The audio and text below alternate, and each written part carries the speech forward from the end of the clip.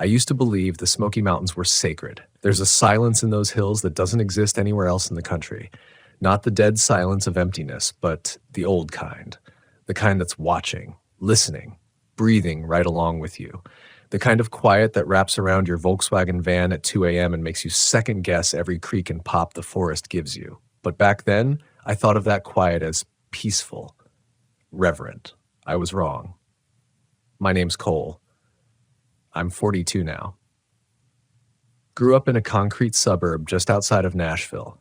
Worked tech most of my life until I finally burned out. All I wanted was silence. So when I bought my Volkswagen Westfalia in the spring of 2021, a beat-up 91 model I rebuilt with my own hands, I was chasing something simple. Solitude. Clean air. Roads that twisted like veins through old country. That September, I headed out toward the Smokies with my dog, Rusty. A shepherd mix with a stubborn streak and a nose that never failed him. We weren't trying to do anything extreme. Just camp out for a few nights in one of the lesser-known sites a ranger buddy had told me about, a patch of land near Elkmont, off one of the old service roads. No official campground, no bathrooms, just a clearing, some firewood, and the kind of stars that make you forget cell towers ever existed. I got there just before sundown. Leaves were just starting to turn, crisp and golden like candle wax melting off the hills. I parked the van in the clearing and cracked open a beer.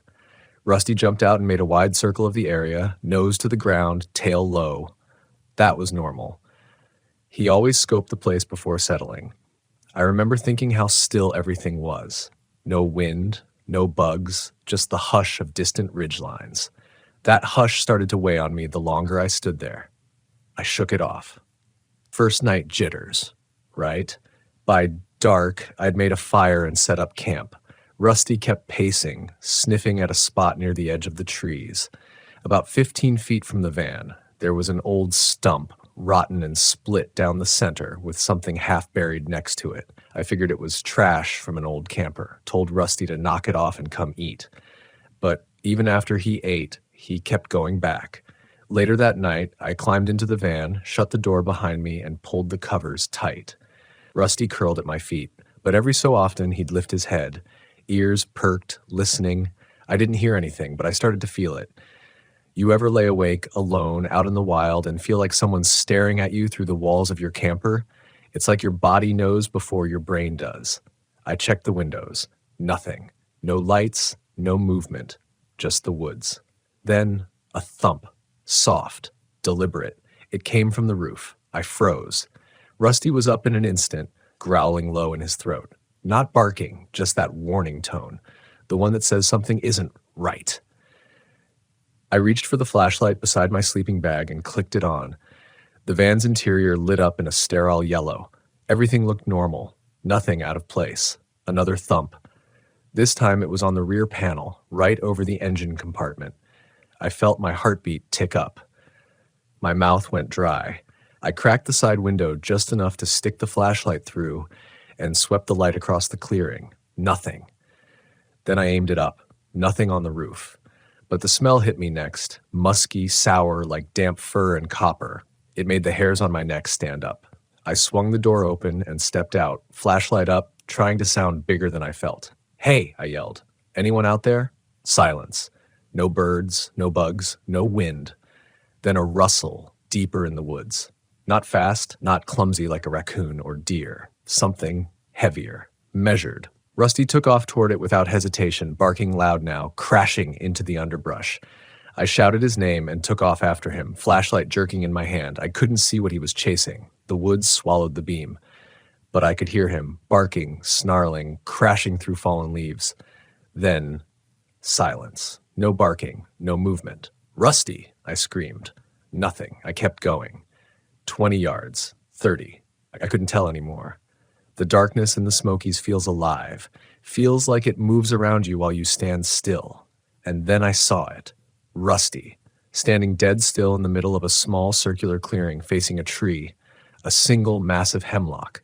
Its trunk split like a twisted mouth. He didn't look at me. Didn't move when I called his name. I approached slowly, flashlight trained on him. His ears were flat, hackles raised, eyes wide. "Rust," I whispered. Then I looked at the base of the tree. There was something carved into the bark. Not initials, not anything playful, deep gashes, runes, or symbols. Old-looking. Wrong, somehow. And the tree was bleeding. Thick, sap-like fluid dripped from the cuts, dark as oil. It pooled at the base, where mushrooms clustered in a tight ring. The air around it was colder. Not cool. Cold. Rusty finally moved. He turned to me, whined low, then bolted back toward camp. I didn't stick around. Back at the van, I locked the doors and kept the flashlight on for an hour. Rusty wouldn't leave my side, just kept staring out the window toward that same patch of woods. I didn't sleep. I just waited for daylight. And when it came, something had changed. Morning didn't feel like relief. It came slowly, like the forest had to allow it. The sun bled through the trees in narrow bands, cold and watery, and the moment it touched the clearing, I could see it. What had changed? Tracks. In the dirt around the van. Not animal tracks, not anything with hooves or pads. These were prints. Bare feet. Human. But wrong. Too long.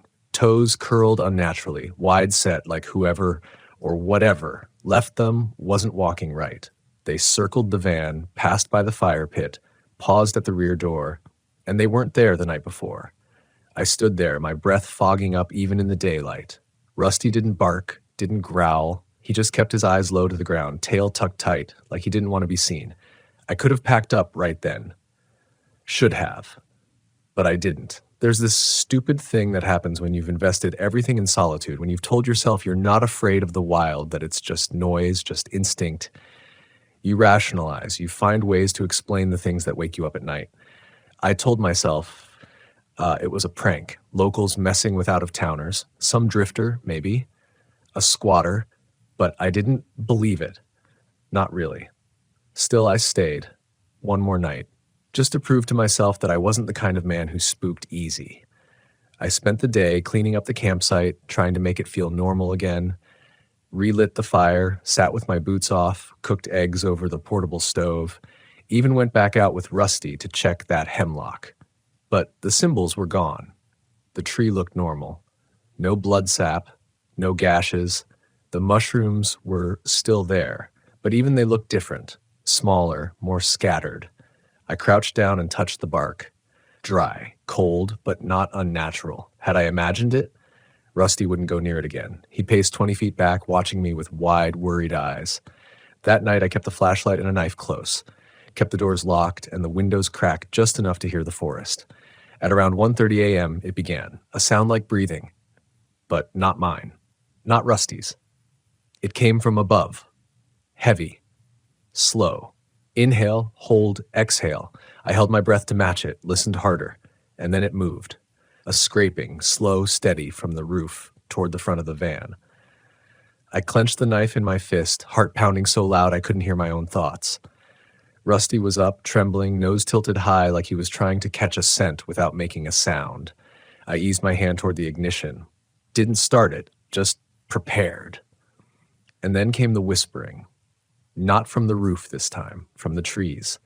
Dozens of voices, low, overlapping like a choir underwater. I couldn't make out words, just rhythm, like a chant. My stomach dropped. Something in my bones turned ice cold. I wanted to believe it was wind, wanted to need it to be the trees shifting, the sounds of branches in the night, but it wasn't the wind. There was no wind. I grabbed the flashlight and yanked the door open. The whispering stopped instantly. I shined the beam up onto the roof. Nothing. Swung it toward the trees. Nothing. Just branches. Shadows. But deep in the woods, between two hickories, something reflected. Eye shine. Two pale orbs low to the ground, staring back. Rusty went rigid.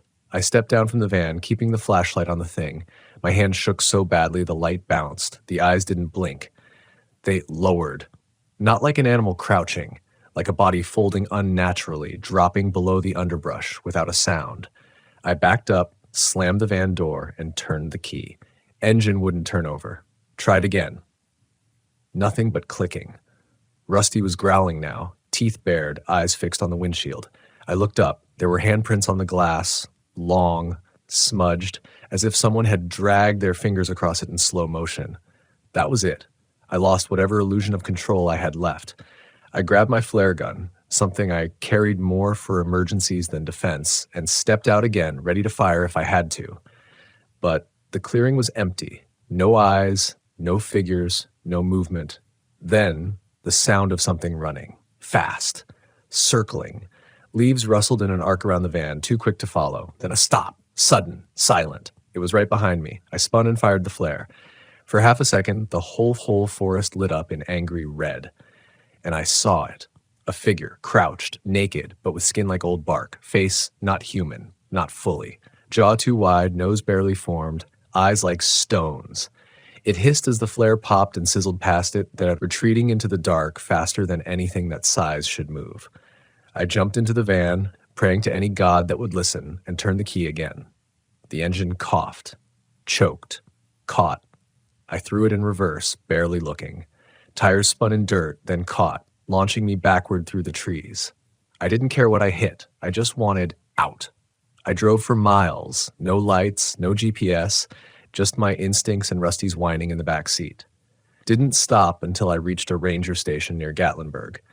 Banged on the door until a deputy came out, looking like I'd just woken him from a decade-long nap. He didn't laugh at me. Didn't tell me it was a bear or a trick of the dark. He just asked me where I'd been camping. When I told him, his expression changed. Real subtle, but I saw it. A flicker of something between guilt and fear. He said that trail's been closed for years, old land, not marked on most maps. I asked him why. He said, lot of stories, fires, disappearances, old towns buried under the moss. Best to let it stay quiet. I didn't argue. I just got in the van, kept driving, and never looked back. The road out of Gatlinburg twisted like a question I didn't want to answer. I kept driving west, deeper into Tennessee, engine humming like it knew I didn't have a destination. Just movement. Just away. I stopped only once. A pull-off near a slow, moss-covered stream. Sat there with the van door open, watching Rusty sniff the air. His ears were still flat, and he kept glancing back the way we came, as if the Smoky Mountains hadn't quite let us go. That night, I didn't sleep. I sat in the driver's seat, gripping the wheel, flashlight in the cup holder, flare gun in my lap. I could still feel the prints on the windshield, see that thing crouched just at the edge of the flare's glow. When I closed my eyes, I heard the whispering. Low. Wet, like someone speaking through waterlogged lungs. By morning, I was still shaking. That kind of fear, it doesn't wear off. It embeds like a splinter you can't dig out. But the worst part was knowing I didn't understand what I'd seen. It wasn't just fear of danger. It was fear of something wrong.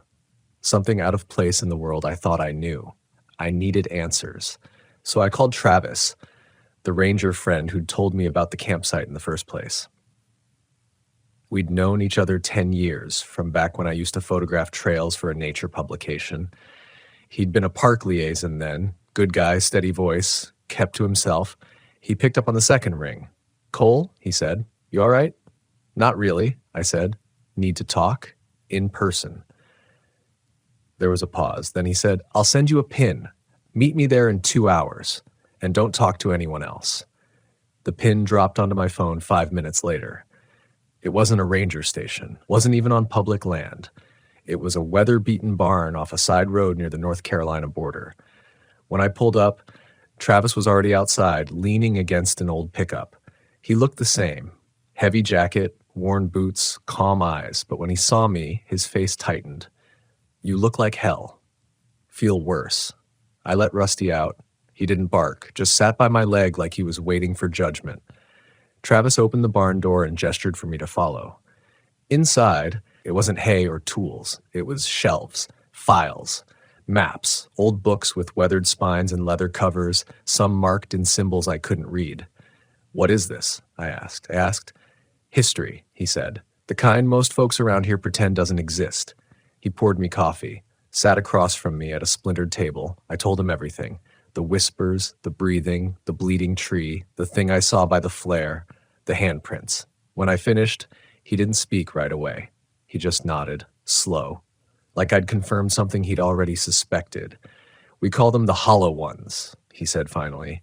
"Not their real name. Nobody knows that. Just what the old families used to call them." I stared at him. "You knew about this? You sent me there?" His voice dropped.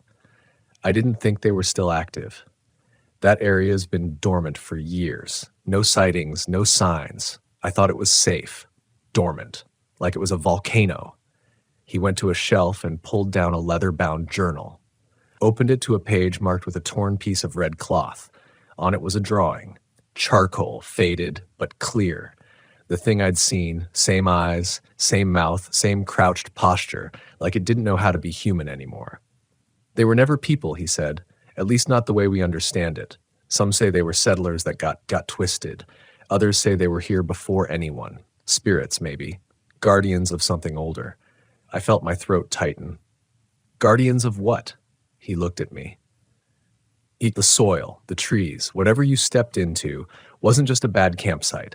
That place is protected, not by laws, by them." I remembered the tree, the runes, the blood sap, the ring of mushrooms. "Why now?" I asked. "Why did they come after me?" "You broke a circle," he said quietly. "Stepped too close to something bound. Maybe you touched the tree. Maybe your dog disturbed the perimeter. Doesn't take much, just enough to wake them." A weight settled on my chest. I'd gone looking for peace, found something that didn't want to be found, something that waits. "I need to know how to stop it," I said, "to undo it." Travis shook his head. "You don't undo it. You survive it." Then he handed me a worn envelope. Inside were three things: a strip of black cloth, a small pouch filled with crushed herbs, and a photo, black and white, from decades ago. In the photo were three men. One was Travis's father. The others wore ranger uniforms from the 60s. Behind them was the same clearing I'd camped in, but it was fenced off. Barbed wire, signs posted in bold lettering: "No trespassing, do not cross." "They tried to contain it once," Travis said. "Didn't work. The land's too old. It remembers. It wants quiet. You disturbed that." I swallowed hard. "So what do I do?" He leaned forward. "Don't go back, not even close. If you hear whispering, don't listen. If something calls your name at night, don't answer. And if you see that tree again, the one that bleeds, turn around and run until your lungs give out." Outside, the sky was darkening. Clouds rolled low over the hills. The wind carried a scent I didn't like. Damp moss, faint iron. Travis walked me to the van, put his hand on my shoulder. "You were lucky," he said. "Some don't get a second chance." I didn't argue, just nodded and drove. I thought I could leave it behind. I really did. I headed north after that, through Kentucky, then into Ohio, chasing straight lines and open skies, anything that didn't wind like a question or hang like a whisper in the trees. I avoided forests, avoided anything unpaved, even avoided camping altogether for a while. Parked in lit lots behind truck stops, slept with the van engine running and a dog curled against my ribs. But fear isn't a place, it follows you. 2 weeks after the barn, I started dreaming again. They weren't normal dreams. I wasn't running. I wasn't even afraid, not in the way you'd expect. I was there, standing in the clearing, but it wasn't nighttime. It was dusk. Quiet. Nothing moved. Except the tree. The hemlock wasn't bleeding anymore, but it pulsed, like a heart. A slow, sick rhythm, like something alive and ancient lived beneath it. The mushrooms formed perfect circles around its base, and from somewhere far off, I could hear chanting. Not words, not language, just sound. It made my teeth ache. Each night the dream returned, a little clearer, a little louder, until on the fifth night I heard my own name, not screamed, not whispered, but thought, like it was placed inside my skull by something that had never learned how to speak. I woke drenched in sweat, Rusty whimpering beside me, his nose pressed to the van's floor like something was beneath us. That was when I knew. The mountain wasn't done with me. So I turned south. People say you should never go back, that the second time is worse, that you know too much, that fear walks ahead of you, not behind. They're right. Crossing into Tennessee again felt like stepping into a story you already knew the ending of.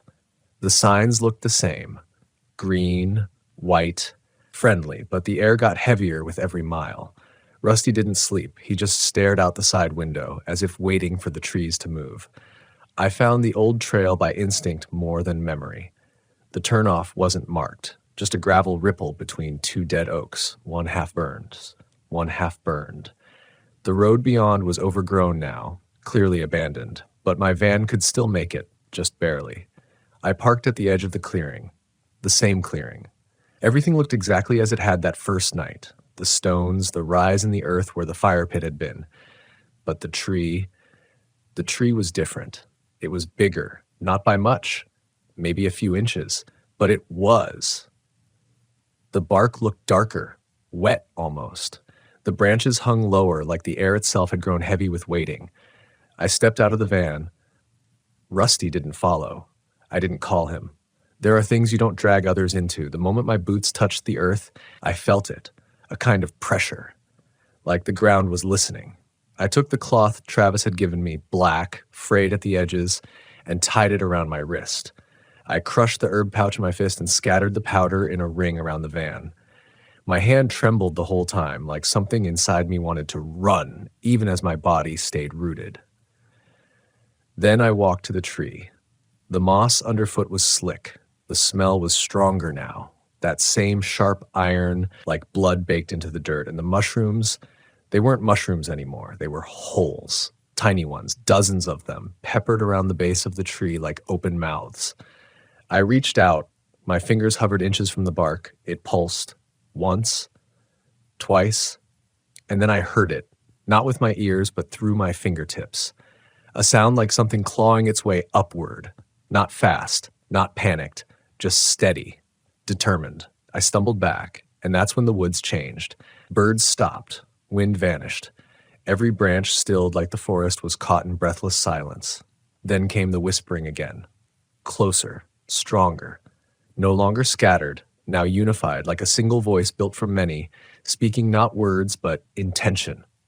It hated me, not in rage, in memory. It knew I had returned. I backed toward the van, keeping my eyes on the tree. Rusty was barking now, violent, desperate. The flare gun was in my waistband, but I knew even as I reached for it, it wouldn't matter because something was behind me. I didn't look. I couldn't. The whispering turned to a sound like chewing, thick, wet, layered. The tree creaked, and from behind me a single hand landed on my shoulder. Cold. Too long. Fingers bent the wrong way. It didn't grip, didn't pull. It rested, as if to say, you belong here now. I turned, slow, and saw nothing, just forest. But the handprint on my shoulder stayed cold, skin numb, like frostbite beneath my clothes. I grabbed Rusty, threw the door open, and peeled out, cutting the ring of powder clean in half. The forest groaned as I left, the ground trembling just enough to rattle the van's windows. The air outside the clearing felt thinner, lighter. But something followed. Not physically. Not that night. But in me, in my reflection, in my dreams. In every silence since. I didn't go home after that. I didn't have a home anymore. The road had become the only place I felt even halfway safe. Not because it protected me, but because it moved. It let me outrun the stillness. I kept driving through Alabama, then Louisiana, west into Texas, then further, Arizona, Nevada, endless desert miles. I slept in the van with the windows cracked just enough to feel the breeze and know it was real. But even with 1,000 miles between me and the Smokies, I couldn't shake the feeling that something was still with me. It didn't chase me in the usual sense. No shadows in the mirror, no footsteps outside the van, but I could feel it watching, waiting. It had touched me, marked me, and whatever ancient logic it followed, it didn't play by rules I understood. I kept the black cloth on my wrist, wore it like a scar. Whenever I took it off, I'd dream again of the tree, the hand, the mouths in the earth, and always the voice, quiet, rhythmic, chewing through my thoughts like roots splitting stone. Then in a canyon outside Santa Fe, something changed. I had camped in a wide arroyo, dry, no trees for miles, the kind of place you'd swear nothing could hide in. But that night I woke to the sound of scratching, not on the door. Underneath. I sat up. Rusty was already alert, teeth bared but silent, frozen like if he moved, something worse would happen. The scratching was slow, not frantic, not animal, rhythmic, like something remembering how to climb. I slammed the van in reverse and rolled 20 feet down the wash, hopped out with a flashlight and looked beneath. Nothing. No tracks, no burrows, no signs of movement, just dust. But I knew it wasn't gone. It was reminding me. That night I made a choice. Not out of bravery, not out of spite, out of exhaustion. I couldn't keep running from something that didn't have to follow roads, couldn't fight something that lived in silence, in dream, in history, older than my bloodline. So I turned back. One last time. I didn't call Travis, didn't want permission, didn't want warning. I knew what I had to do. When I reached the clearing, the road was gone, grown over. Trees where none had been before. The forest didn't want me there and made no secret of it. I walked the last mile. Rusty stayed behind in the van, and this time I didn't bring weapons. I brought an offering. In a small wooden box I'd carved during the last 2 months on the road, I'd placed 3 things: a lock of my hair, a photo of my parents taken before I was born, and a piece of the black cloth soaked in river water from the Rio Grande. It wasn't about rituals. I didn't know their rules. It was about intent, humility, acknowledgement. The air in the clearing was still, not empty, just watching. The tree was taller again, thicker. The marks in the bark had multiplied, runes I didn't know, stories I hadn't earned the right to read. I stepped to the base of the trunk and placed the box on a stone. Then I knelt, not out of faith, out of truth, out of the understanding that I had trespassed, and maybe there was no undoing that. But there could be acceptance. The wind shifted. The branches didn't move, but I felt them change. Heard the rustling begin again, faint like memory being unwrapped in the dark. Something brushed my back. A finger? A breath? I didn't turn. I spoke. I didn't come to take. I didn't know what you were. I'm sorry. Silence, then a whisper. Different this time. It wasn't hate, it was grief.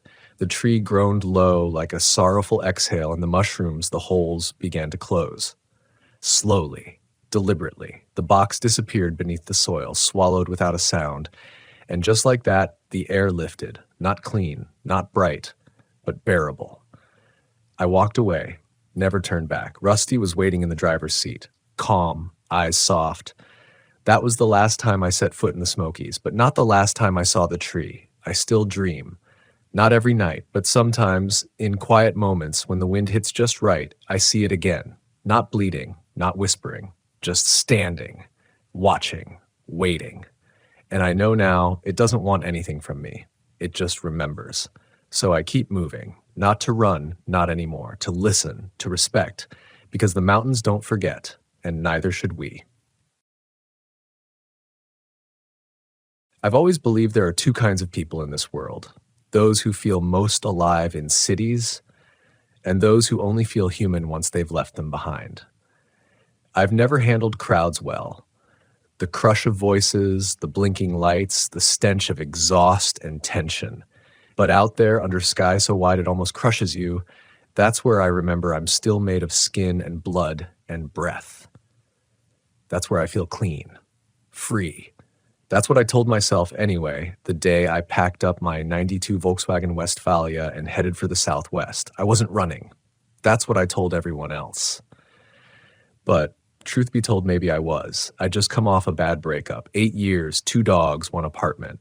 You learn to accept that people can drift away while sleeping beside you every night. And after she left, I realized the silence of the house was worse than the silence of the desert. So I picked a few campsites off a travel blog, the ones Instagram calls must-visit, hidden gems, or spiritual healing retreats. Places like Chaco Canyon, Canyon de Chelly, the volcanic tablelands outside Taos. I'd heard stories, but people tell stories about everything. Ghosts, disappearances, odd sounds. All the desert really is ancient, and ancient things are always misunderstood. Still, it's strange what you start to notice when you're truly alone.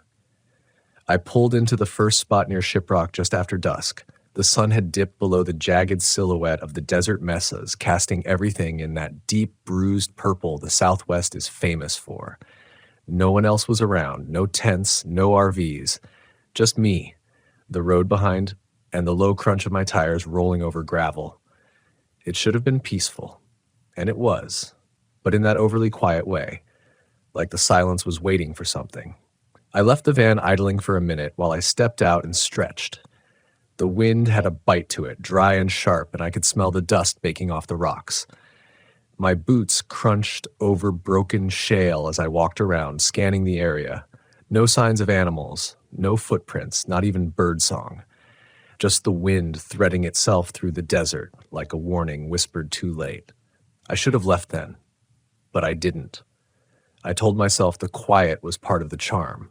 I made some dinner, just beans, rice, and tortillas heated over the portable stove, and climbed inside the van. I left the side door cracked open, facing out toward the dark horizon. I liked sleeping with the air touching me. It felt honest. The first strange thing happened around 1:17 a.m. I remember the time exactly because I'd woken up needing to pee and checked my phone. I slid the door open fully, stepped out into the cool air, and walked at about 20 feet from the van. No moon, just starlight, clear and sharp and endless. Then I heard knocking. 3 knocks.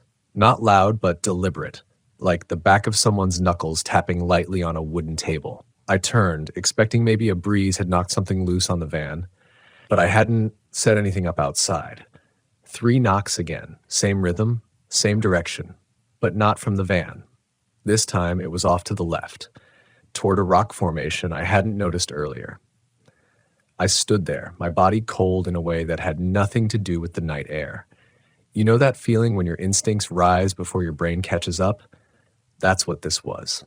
I was frozen in place, eyes straining against the dark. I told myself it was probably a bird, some desert woodpecker or animal I didn't know. But I'd lived in Arizona for 5 years in my 20s. I knew the birds here, I knew the sounds the rocks made when they settled at night. This wasn't that. 3 more knocks, closer. I turned, heart pounding, and walked briskly back to the van. I slid the door shut faster than I meant to and locked it. Just a precaution, I told myself, just nerves. But the knocking never came again. The next morning I debated leaving. But when I stepped out into the sun, everything looked normal, beautiful even. The eerie unease of the night before felt ridiculous in daylight. I laughed at myself, shook it off. By noon, I was on the road again. The next site was about 6 hours away, off an unmarked road near Canyon de Chelly. A friend of mine from Flagstaff had told me it was her sacred place, that she camped there solo once a year and came back feeling cleansed. She hadn't said much more, and I didn't press her. But now I wondered what exactly she meant. I arrived just before golden hour. The cliffs caught fire in the setting sun, and I felt small in the best way possible. The site was tucked against a canyon wall near a dry creek bed, surrounded by cottonwoods that rustled even when there wasn't wind. That should have struck me as strange, but it didn't, not yet. There was a pressure in the air, not like a storm, more like the quiet hum of being watched. I shook it off again, made a small fire, read a few pages of a beat-up Cormac McCarthy book I kept in the glove box. The wind picked up just after 9 p.m., the kind that sifts through hair and clothes like fingers. I remember laying in the back of the van with the rear hatch open, wrapped in my sleeping bag, staring up at the cliff wall, and then the humming started. It wasn't mechanical, not an engine or electronics. It was low, subterranean, like something vibrating beneath the ground, barely perceptible but undeniably there. I felt it in my bones before I heard it in my ears. I sat up. The trees were perfectly still, not a branch moving now, but the sound kept going, rhythmic, almost like chanting, but no words, just tones, droning, layered. I closed the hatch slowly and sat in the driver's seat, gripping the wheel like it might offer some kind of protection. That's when I saw them, figures, 5, maybe 6, standing on the ridge above the canyon, perfectly still, no flashlights, no movement, just silhouettes against the faint starlight. Watching. I don't scare easily. Not really, but I sat there in the driver's seat for what must have been 10 full minutes, barely breathing, heart hammering against the inside of my chest like it wanted out. They didn't move. I blinked, squinted, rubbed at my eyes to see if they were just shadows or tricks of the moonlight on stone. But no. Those shapes held, human or human-like, spaced out like they were intentionally positioned, all facing me. I didn't turn the headlights on. I didn't want them to know I'd seen them, if they didn't already. Instead, I stayed frozen, trying to rationalize. Maybe there was a night hike up on the ridge. Locals. Campers. But that made even less sense. Who hikes at night without headlamps in terrain like this? And who just stands still on a cliff ledge for 10 minutes, doing nothing? Then, just as suddenly as they'd appeared, they stepped back, all at once, like someone had given a signal. They didn't turn, they didn't scatter, just moved backward until they melted into the dark stone behind them. Vanished. I couldn't sleep after that. I kept all the doors locked, curtains drawn, and sat up with the stove lighter in one hand and my pocket knife in the other, like a fool. What was I going to do? Light them on fire and carve my way out? The humming had stopped, and the wind had started again. It came in low pulses through the canyon. That's what I told myself, at least, that it was wind. But every few minutes it sounded more like whispering, just out of range. Murmured fragments of voices curling through the air, barely audible over my own breathing. Male? Female? I couldn't tell. The van felt smaller and smaller, like the metal was tightening around me. The worst part? A small, cruel part of me didn't want to leave. There was something intoxicating about the fear, like touching something you know is hot, just to feel the burn. But by sunrise, that spell broke. I started the van and drove. I didn't eat, didn't make coffee. I just drove. Fast. Dust kicking up behind me in sheets. I didn't stop until I hit the highway. Hours later, I pulled into a gas station in Gallup. It was one of those weird desert places where time gets soft. Half diner, half pump station, half trading post.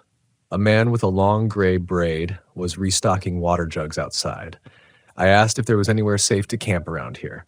He looked at my van, looked at me. "You went up near Chelly?" he asked. I hadn't told him that. I nodded. He didn't say much after that, just handed me a folded-up paper map from the glove box display, circled a spot about 30 miles south. "No spirits there," he said, "just snakes." I wanted to ask more. How he knew what he meant by spirits, but I was too tired to chase ghosts. I thanked him and drove south. The new spot was plain, flat, no cliffs, no canyons, just a dry wash and some Joshua trees. It felt boring, and I welcomed it. No ancient ruins, no eerie echoes, just flat earth and sky. I set up camp early and laid out on the van's roof, drinking warm water from my jug and letting the silence settle. That night, nothing happened. No knocking, no humming, no watchers on the ridge. And yet I still couldn't sleep. Because when it's too quiet out there, you start to hear your own blood. Every regret, every fear. They come up like heat from the ground. In the middle of nowhere, you can't distract yourself. There's no noise to drown it out. No screens, no lights, just the wilderness and whatever it stirs up inside you. The next morning, I made the mistake of opening my email. I hadn't checked it in days. There was a message from her. My ex. Just a single line. "Are you okay? I had a weird dream about you." No explanation, no follow-up. I tried to shake it off, but it hung there, like the desert had reached back into my old life and pulled something loose. I deleted the message. That night, I drove again. I couldn't sit still anymore. My body buzzed with restless energy, like I was supposed to be somewhere but didn't know where. I ended up heading toward the lava beds near Taos, another Instagrammable spot. Weird geology, strange plants, black rock like broken glass scattered across the land. I arrived just before dark and parked in a narrow cut between two ridges. The rocks absorbed heat during the day, and even at night the ground felt warm underfoot. There were a few other vans and campers in the distance, but no one close. I was alone, again. I made a fire out of mesquite wood I'd picked up at a roadside stand and watched the smoke twist upward in the still night air. That's when I noticed something strange in the rocks. Footprints. Bare feet. Not boot prints. No tread, just the soft depressions of human souls leading away from my van into the field of jagged obsidian rock. No one in their right mind would walk barefoot through that. I followed them with my eyes. They disappeared at the edge of the ridge. No return prints, No blood, no sign of struggle. And yet, I hadn't seen anyone all night. I stood there with one foot half off the step of the van, heart creeping up into my throat. The fire crackled softly behind me, the only sound in miles. My breath felt heavy, like even the air was thicker out here. That quiet, again, the same suffocating quiet from Shiprock, from the canyon. The footprints looked fresh. I didn't want to follow them. I didn't want to know, but I had to. So I grabbed my flashlight, clicked it on, and stepped out past the fire ring. The light swept across twisted black rock, turning sharp edges into sudden teeth. The footprints, at least a dozen, led straight into the lava field, the kind of terrain that would shred skin to ribbons. Yet there wasn't a single drop of blood. They didn't walk around the rocks. They walked through them. I followed for a while, stepping carefully. I kept the beam steady, catching the faint indentations in the sand between cracks, and then, after maybe 30 feet, they just stopped. Nothing ahead, no turn, no end, just gone, like whoever or whatever made them had vanished mid-step. I stood in the dark, sweat prickling down my neck, despite the cool night air. Every part of me wanted to run, but something else held me still. It was the smell. At first it was faint, like iron mixed with wet earth. Then it hit harder. The sickly sweet rot of something long dead, not close but near enough to notice, something you could taste at the back of your throat. I turned slowly, scanning the area with the flashlight. And that's when I saw it. Not a person. A figure, kneeling, far out, just beyond the flashlight's reach, still as stone. It was crouched on top of a large flat boulder, its shape distorted by the night. It didn't look up. It didn't move. But it was there. Watching. Or waiting. I couldn't tell. That primal part of my brain kicked in, the one older than logic, the one that knows when something is wrong, even when it doesn't make sense. I backed away, slowly, never turning my back, never blinking. When I reached the van, I slammed the sliding door shut and locked it. Then I killed the fire. I didn't want light. I didn't want anything to draw attention. I lay there in the dark, curled in the back of the van like a child hiding from monsters, listening for the crunch of stone, the shift of air, the sound of something outside the walls. But the night gave me nothing, not even wind. When morning came, I didn't wait. I drove with my teeth unbrushed, stomach empty, nerves frayed. I didn't stop until I reached a town just south of Santa Fe. I parked in the lot behind a grocery store and just sat there, hands on the wheel, staring straight ahead. I started to wonder if I was losing it. Sleep deprivation? Maybe. I hadn't had a full night's rest since the first incident, but hallucinations don't leave footprints, and hallucinations don't stare at you from across lava fields in dead silence. I checked my tires. All four were fine, but the back panel of the van had 3 long scratches across it, deep enough to show raw metal. I hadn't heard them happen. No alarm, no sound, just there, etched into the body like a warning. The strange thing? They were low, not where a person would reach. More like where something crawling might leave its mark. I called my sister that afternoon. Didn't tell her everything, just said I needed a voice from home.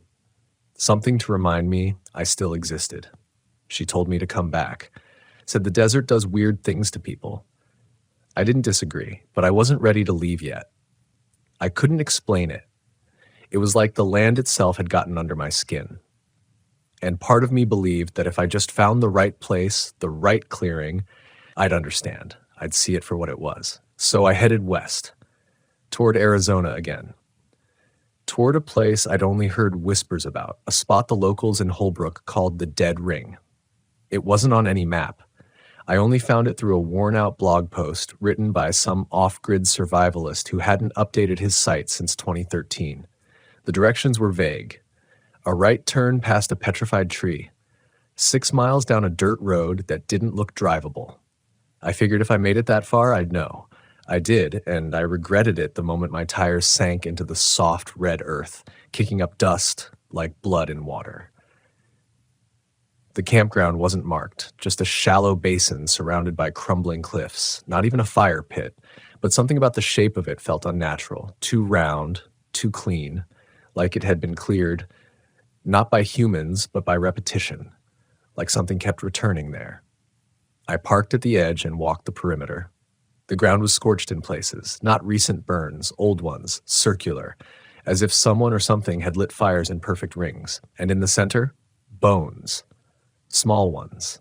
Animal, maybe, but clean, arranged, not scattered like you'd expect from predators, placed with care, some in spirals, others in crude geometric shapes. I stared at them, heart sinking with each step, and that's when I heard the sound I'd been dreading. 3 knocks.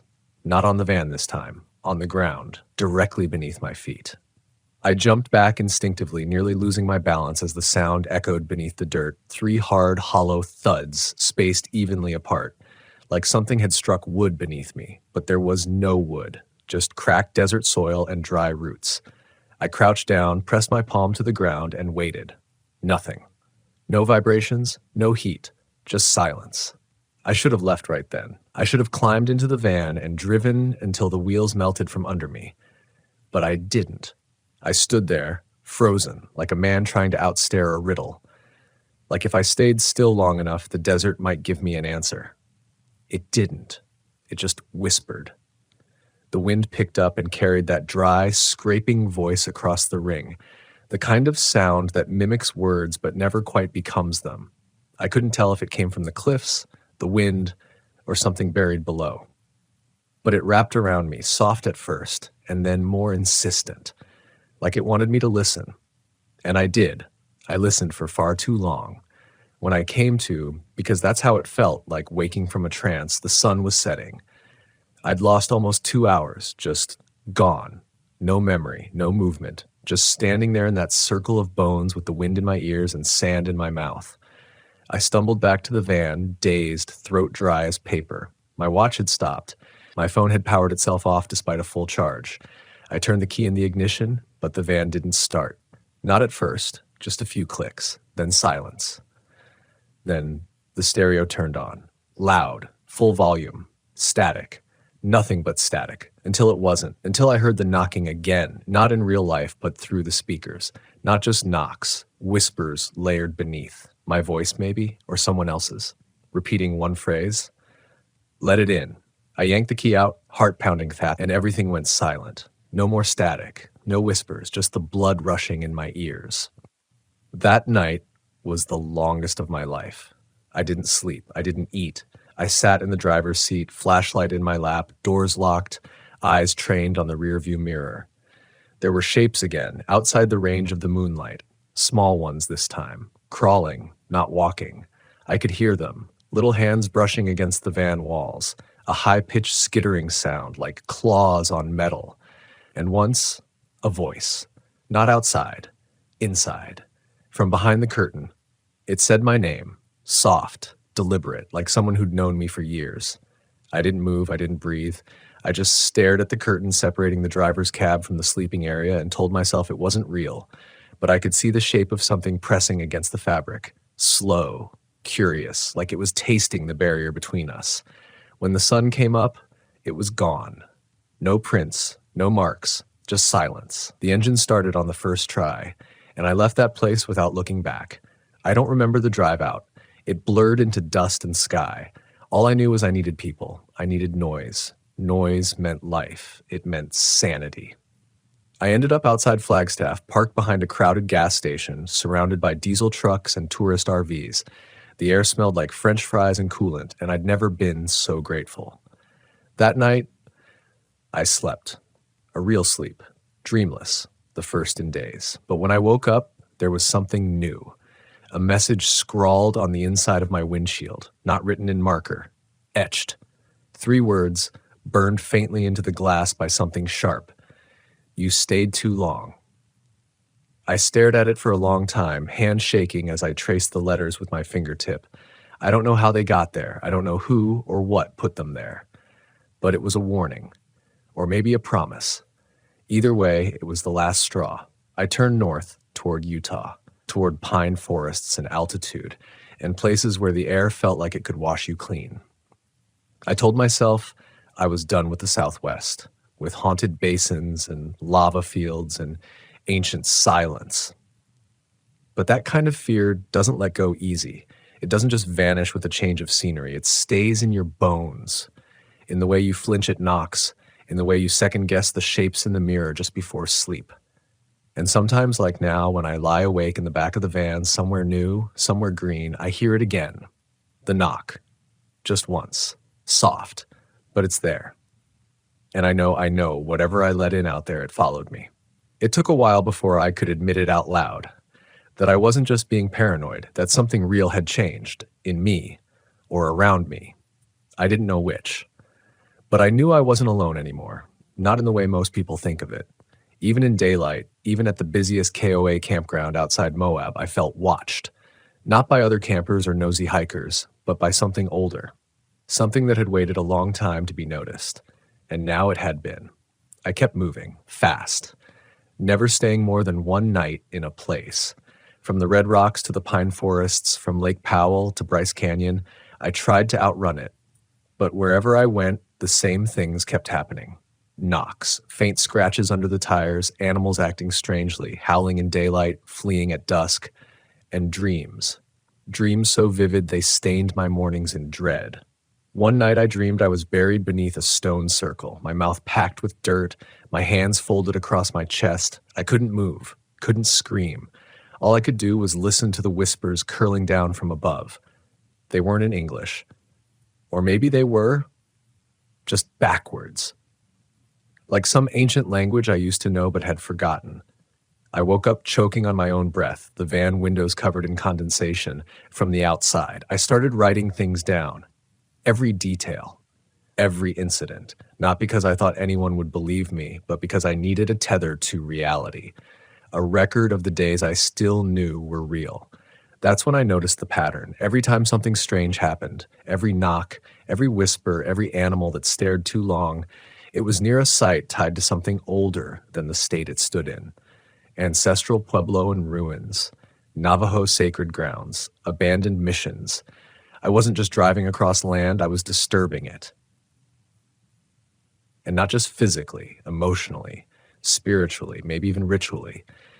There's this belief among some tribes in the Southwest that certain places remember, not just the people, not just the pain, but the attention, that if you listen too closely, the land might listen back. And once it does, you're in the story now, whether you want to be or not. I didn't want to be, but I was. I hit my breaking point at a roadside campsite near Bluff, Utah. It wasn't marked on any map, just a pull-off next to a dried-up creek, framed by leaning cottonwoods and jagged hills that looked like they'd cracked open from the inside. I was desperate for rest, a real night's sleep. But I never got out of the van, because the second I put it in park, something shifted. The quiet was too quiet, the trees too still, and then I saw them. 3 figures, standing across the creek bed, motionless, not facing me, not facing away, just turned slightly, angled, like they were listening sideways. I blinked and they were closer, still not looking, still not moving, just closer. My breath caught in my throat. I fumbled for the ignition. The van wouldn't start. I turned the key again, nothing, and the figures took a step, one step, in sync, toward the van. That was enough. I threw the van into neutral, jumped out, and pushed it backwards with every ounce of strength I had. The gravel cracked beneath the tires, the incline helped, and finally, the engine coughed to life. I floored it, fishtailing back onto the highway. When I glanced in the rearview mirror, they were gone. No sign they'd ever been there. But I knew. I knew they weren't people. They weren't even things. They were reminders, warnings. This land has rules, and I'd broken them. That night, I parked at a packed RV campground near Zion. The kind of place where the glow of trailer TVs mixed with laughter from families cooking marshmallows under string lights. Normalcy. It felt like armor. I needed the noise, the hum of diesel generators, the clatter of coolers, the bark of dogs losing their minds over squirrels. For a moment, I believed I'd escaped it.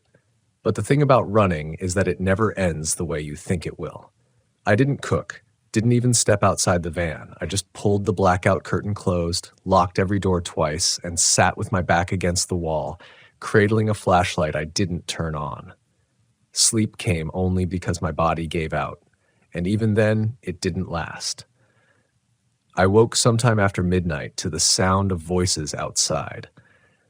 Not strange ones, just a family walking back to their site, kids arguing over s'mores. I let myself relax for the first time in days. But then, underneath those normal voices, I heard something else. A whisper, not from outside, from beneath the van. It wasn't a word, it was a sound I'd come to dread, soft, repetitive, like someone exhaling through clenched teeth. My blood turned cold. I stayed still. The whisper moved from under the van to beside it, then up. I heard a light scraping at the door handle. I reached slowly for the hunting knife I kept taped under the bed frame. My fingers trembled around the hilt, then a tap right behind my head on the wall of the van. I couldn't breathe. Another tap and another, like fingers tracing my spine through the metal. I swung around and yanked the curtain back. Nothing.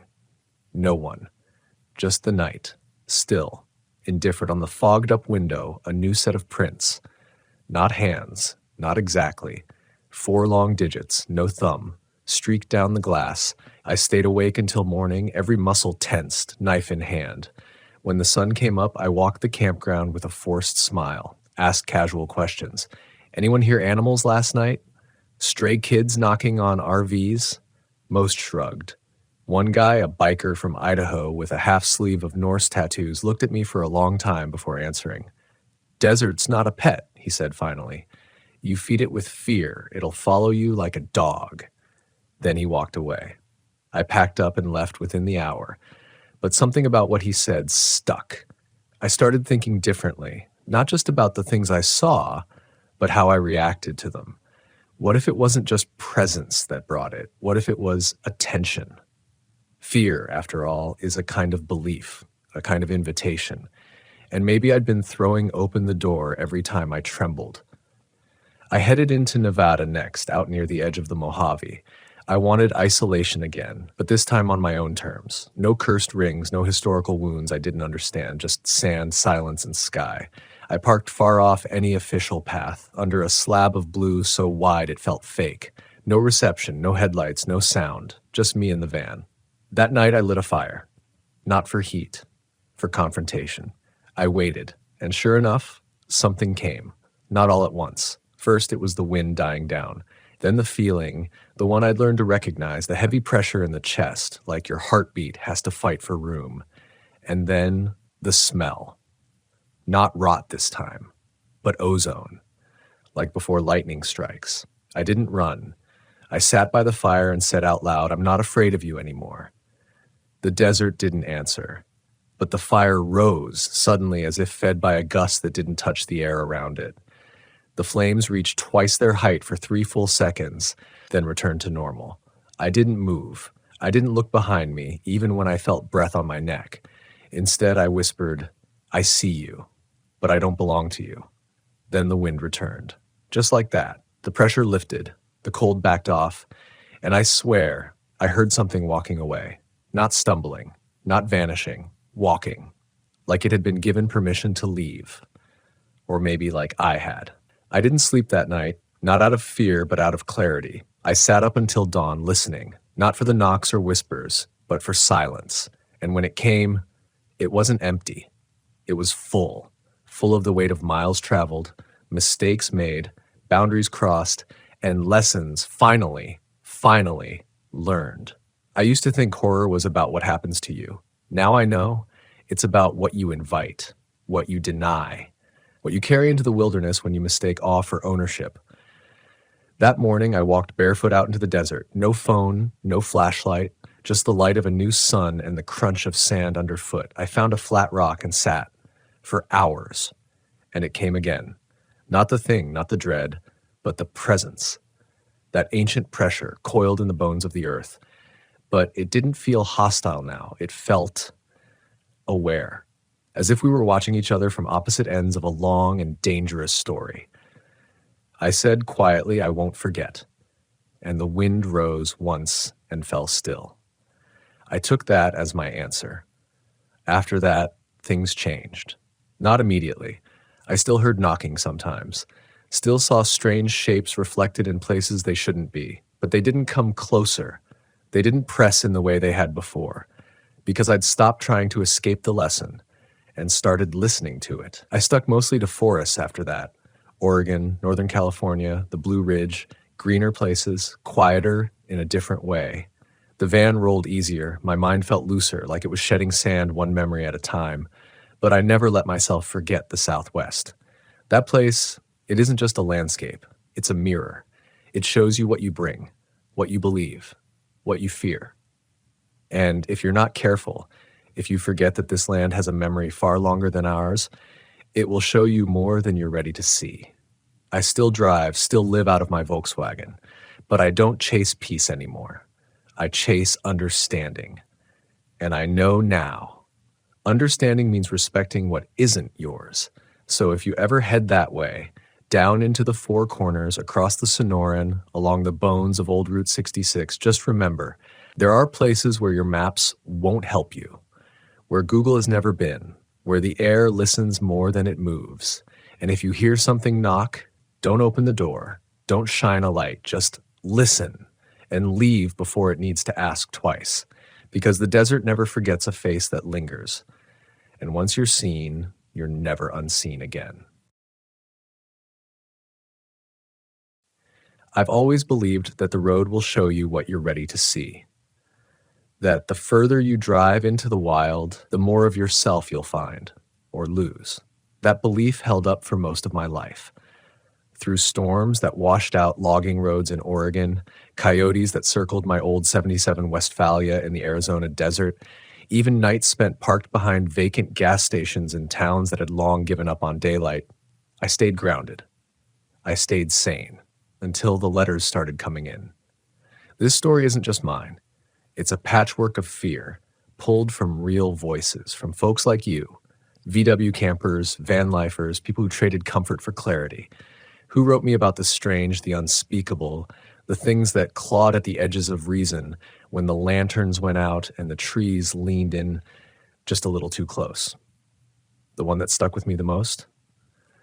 A guy named Marcus from South Dakota, 42. Software engineer who quit corporate 2 years ago, bought a forest green 85 Vanagon and started driving west. He wrote to me after what he called his correction. That's the word he used, not breakdown, not awakening. Correction. As if something had realigned him or pulled him off course. He camped alone, said he liked quiet places that didn't show up on GPS unless you zoomed way in. Forest Service roads, unmarked clearings, areas with names like Dead Elk Hollow or Dry Finger Ridge, places that made you feel like you shouldn't say them out loud. He was near the Idaho-Montana border when it started, not far from Lolo Pass, one of those dense pine labyrinths where the canopy's so thick you can't tell what time it is without looking at your phone. Except, that week, Marcus had no signal. That was the appeal. Digital silence. He pulled into a clearing one evening just before dusk, where the trees gave way to a narrow stretch of gravel and dead brush. There were no other campers, no signs, no tire tracks. Just that dead quiet, like the world holding its breath. He cooked beans on a camp stove, drank from a stainless cup, and watched the light drain from the sky. Everything felt fine. But around 1:30 in the morning, he woke up freezing. The temperature had dropped 30 degrees. Ice on the inside of the glass, breath misting in the air. Then came the knocking. He said it wasn't a person knock, not rhythmic, not human. It was irregular, slow, like someone dragging the back of their hand across the van's metal, tapping once, then again, then silence. Then 5 taps, rapid. Then nothing. He looked outside. There was no one. He said the cold didn't feel like regular cold, not just the kind that stings your skin. It got into his thoughts, made it hard to form sentences, even in his own mind, like the cold was chewing through language. He told himself it was probably a branch, that he was just freaked out by isolation. But the next morning, when the sun finally came up, he stepped out and found 3 small dead birds placed in a row on the driver's side mirror. Their necks were bent. Perfect symmetry. No tracks in the dirt. That was night 1. Now, I don't tell you this to scare you out of camping. I tell you because it's real. And if you've spent enough time in these vans, if you've parked just a little too far down a trail with no markings, you've felt it too, that shift. When the forest stops being scenery and starts becoming something else. Marcus stayed another night. He didn't want to run from his fear. Thought maybe it was all just in his head. Night 2 was different. No knocking this time. Just silence. The kind of silence that feels forced. The insects stopped. The breeze vanished. Even the van's creaks and moans, the ones we've all gotten used to, they disappeared. He said the air felt charged, like the wait before a lightning strike, but no storm came. Then at 3:12 a.m., the horn blared. 3 long bursts. He hadn't touched it. The keys weren't in the ignition. The lights flickered on inside, then went dead. The battery was drained completely by morning, despite being brand new. He left that day. When he reached the next town, Powell, I think it was, he had to jump the battery. Got back on the road and told himself he must have shorted something during install. Don't know whether this. Electrical stuff happens, right? But a week later, back near Big Timber, Montana, he heard the knocking again. Only this time he wasn't alone. This is where Marcus's story breaks from creepy to terrifying. He had picked up a girl, 29, traveling alone. Emily. Yoga teacher, painter, self-proclaimed energy intuitive. They'd shared a fire at another campsite a few nights prior and decided to caravan for a few days. She slept in a rooftop tent. Said she didn't like being boxed in. That night, just past the crazy mountains, they parked near a small lake. No name on the map, no signposts. He stayed in the van, she in the tent. Around 2 a.m., the knocking started again. Same rhythm, same intensity. Only this time, it didn't stop. It circled the van. A slow dragging knock, wrapping around the metal, over and over, like something testing for a weak point. Marcus froze. He didn't want to look out the curtains. He just lay there, heart hammering. And then, silence, until Emily screamed. By the time he got out of the van, she was already halfway down the road, barefoot, flashlight swinging wildly. She said something had climbed the ladder, that it didn't feel like a raccoon or animal. Said it smelled like rust and something old, like wet paper left in an attic too long. She didn't camp again after that night. He drove her to Bozeman, and she flew home. I got Marcus's email 3 months later. He wasn't looking for attention, just clarity. Wanted to know if I'd ever heard stories like his, and truth is, I had.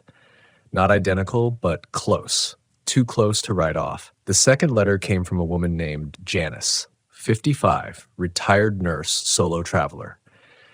She drove a burnt orange 1973 Westie, the kind with the original pop-top canvas and hand-painted flowers fading on the doors. She'd been on the road since her divorce 2 years earlier. Said it was the only time in her life she'd ever felt free. Her story wasn't about one isolated event. It was a pattern, a progression. And when I read her email, I felt something I hadn't felt since I started this channel. Dread that crawled under the skin and stayed there. Janice had been traveling through the Ouachita Mountains in Arkansas. That region is stunning. Waterfalls, thick forests, wildlife that moves quiet as smoke. But it's also strange. Old strange. The kind of strange that doesn't want a name. She wrote to me about a campsite she found off a logging road. A flat, grassy clearing surrounded by tall pine and black oak. No one else was around. It was October. The leaves were changing and the nights were starting to bite. The first night she heard singing. Not loud, not melodic, just a low, breathy voice somewhere in the distance. A woman's voice humming a tune with no rhythm. It drifted in and out, sometimes sounding closer, sometimes far away. Janice said it wasn't threatening, just wrong, like someone humming from memory but not their own. She stayed inside the van that night, barely slept.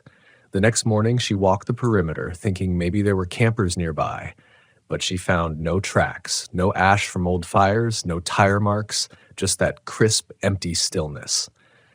By the third night, she was having dreams, vivid ones, dreams of standing barefoot in the woods with a mouth full of mud. Dreams where her van wasn't hers, where she could see herself through the windshield sleeping while something crouched on the roof watching her through the canvas.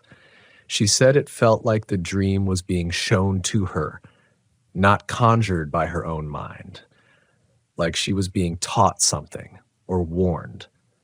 She tried to leave on the fourth morning, but the van wouldn't start. And this is what chilled me. When she opened the back hatch to check the battery, she found a bundle, wrapped in bark and tied with what looked like human hair. Inside were 6 small stones, smooth, pale, arranged in a circle. In the center, a torn scrap of cloth with a single muddy handprint. She didn't touch it. She backed away, locked the doors, and waited for daylight. When the sun came up, she tried again, and this time the van started right up. No issue. She drove all the way to a state park near Hot Springs and stayed there for a week. Showers, people, concrete. She sent the message 2 days after that, said she'd never felt more alone than she had that night, even though she knew someone was watching her. She didn't want advice. She just wanted someone else to hold the memory so she didn't have to carry it alone. I read that message over and over again. The imagery, the emotional weight behind her words. It felt too specific to be fiction, too subtle. The kind of terror that doesn't scream. It just stays, like a shadow where there shouldn't be one. But even then, I could have told myself these were isolated incidents. People projecting fear onto nature, sensory deprivation, psychological stress from long-term solo travel. I could rationalize it. That is, until I got the box. No return address. Just my name, handwritten in black marker, and the smell of cedar and old paper before I even opened it. Inside were 4 things. 1, a worn Polaroid photo of a yellow VW van parked in front of a broken-down barn. Trees in the background, all leaning slightly to the left. 2, a cassette tape labeled October Crescent Lake in shaky handwriting. 3, a water-damaged map of Oregon with red circles drawn in pen. 7 of them. 4, a note, "Don't come looking for what doesn't want to be found." I played the tape that night. It was just wind at first and footsteps crunching slowly through dry leaves. Then, after about 2 minutes, the sound of someone breathing, not fast or panicked, just steady, focused. Then a voice whispering, "It's behind me now. I can feel it moving in sync with my steps. If I stop, it stops. If I breathe, it breathes. It doesn't want to be seen, but it wants me to know it's there." Then silence, and finally a knock, not on the cassette player, on the actual wall behind me. I froze, turned, nothing. Maybe a coincidence, maybe not. I didn't sleep that night. What I'm trying to tell you is this thing we love, this Volkswagen road life, this freedom we chase by living closer to the bones of the world, it isn't always safe. It isn't always benign. The farther you go from people, from noise, from the rituals of civilization, the closer you get to something older. Something that doesn't care how cool your rig is or how well you prepped your van. The forest has its own memory. The desert, its own rules. And sometimes they don't want you there. I used to think fear was something you could rationalize, something you could trace back to a sound, a shape, a memory. But fear is smarter than that. Real fear wraps around your instincts. It mimics your voice. It turns your thoughts against you until you don't know whether to run or kneel. And if you're not careful, it follows you home. There's a question I keep circling back to, one that's lingered ever since these stories started piling up. Why us? Why Volkswagen campers? Why the ones who sleep with the doors cracked, who chase the sky's slow color shifts across the west, who trust the rattle of our rigs more than the hum of any hotel hallway? Maybe it's because we pay attention. We notice the shift in temperature that doesn't match the forecast, the smell of ash when there's no fire, the way silence sometimes hums louder than a storm. Or maybe it's because we're exposed, mobile, but vulnerable, not locked behind thick doors and concrete walls. We sleep closer to the soil. We hear things others tune out. And sometimes we find ourselves in places that were never meant to host dreams. That brings me to the story that changed me. Not just as a creator, but as a person. This one didn't come from a letter. It happened to me. It was February. I'd been filming a short documentary about winter camping in the Sonoran Desert, trying to capture the weird beauty of the low season. Fewer people, long shadows, coyotes with bold eyes and cracked voices. I was about 50 miles east of Ajo, Arizona. Land that doesn't feel like land, just space, dust, stone, cactus, no signal, of course. I had enough supplies for 5 days. Solar was good. Temps were manageable.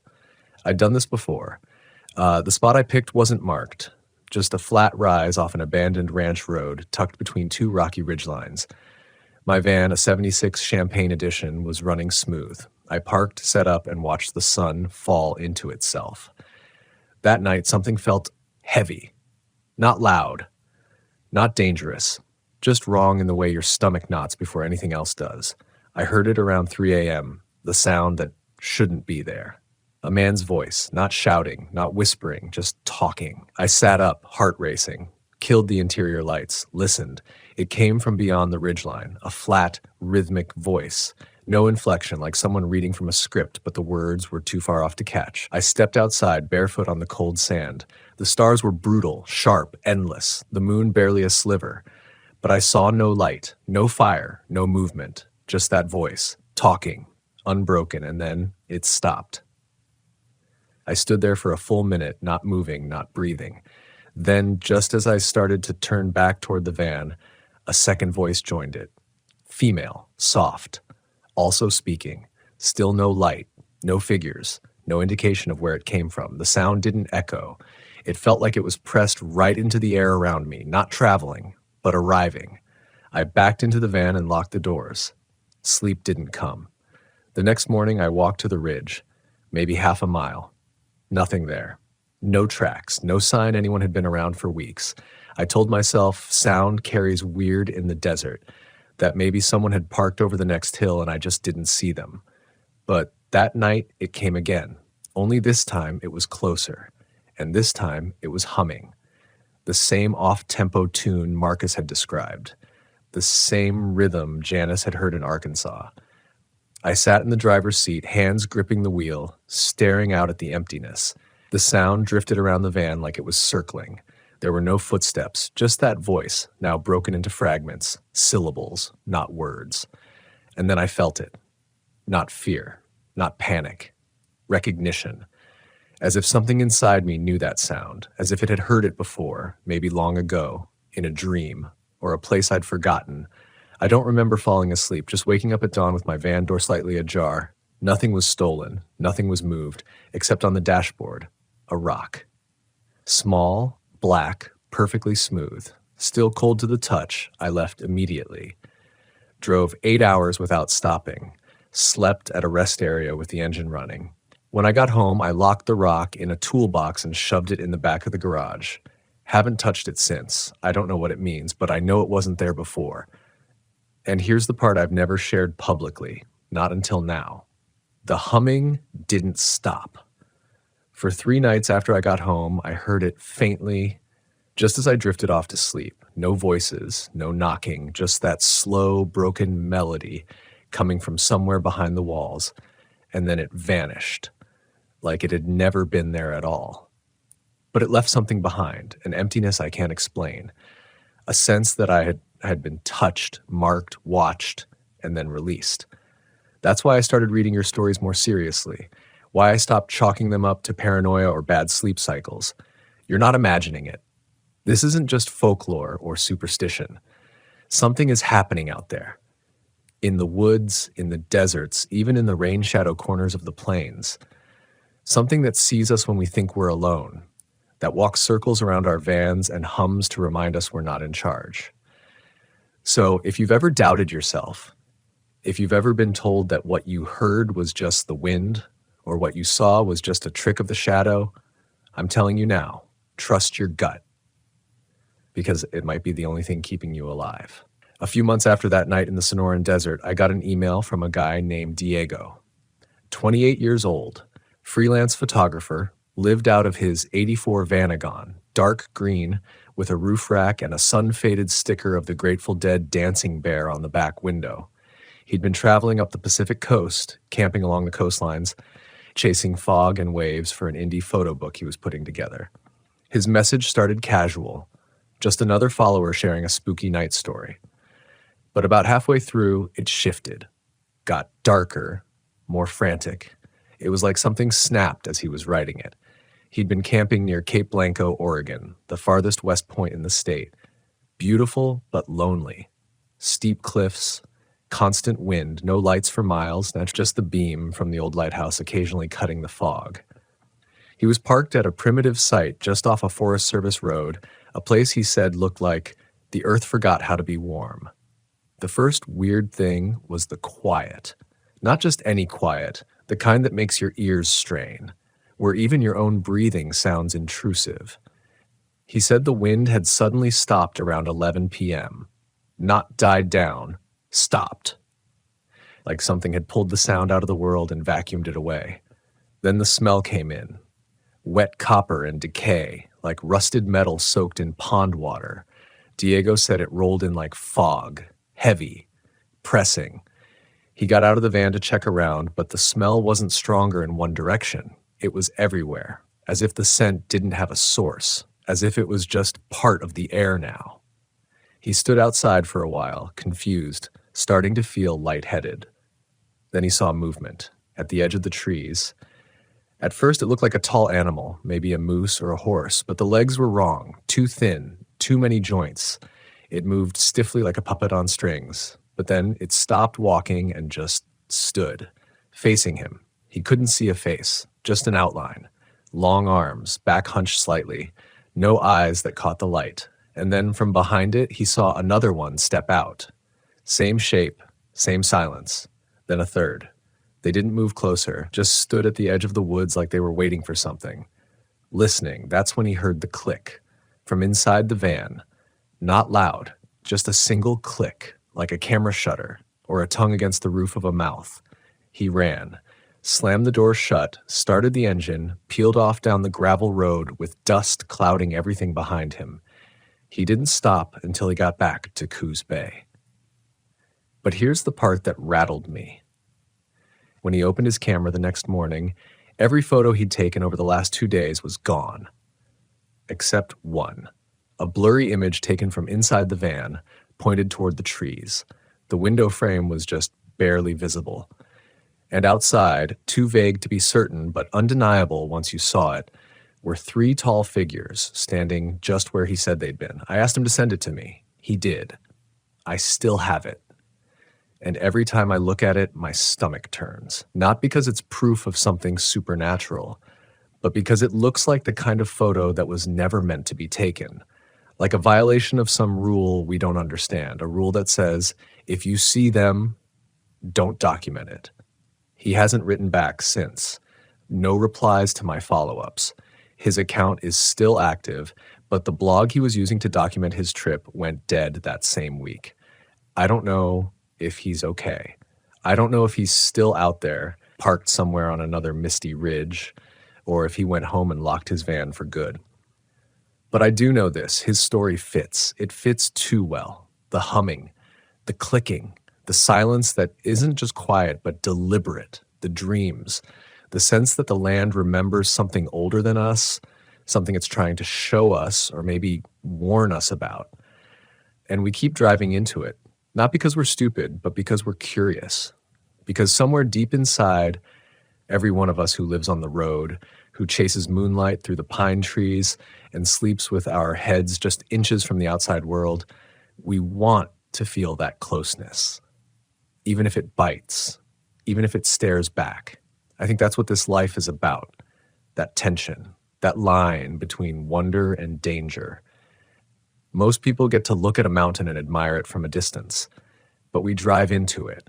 We sleep at its base. We feel its heartbeat in the ground beneath our tires, and sometimes we hear it whisper back.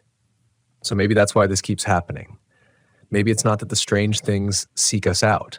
Maybe we're just finally quiet enough to hear them. Maybe we're the only ones listening. But listening comes with a cost. You lose sleep. You lose certainty. You start to look at the spaces between trees differently, not as gaps, but as doorways. You stop assuming you're alone just because there's no one around. And once that shift happens, it doesn't go away. Not really.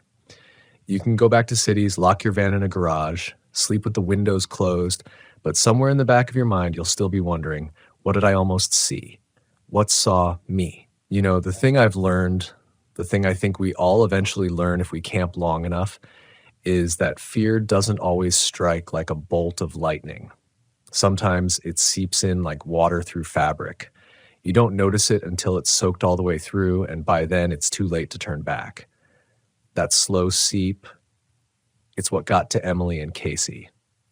They were two sisters from Ohio, late 20s, traveling in a white Westphalia with a maroon stripe down the middle.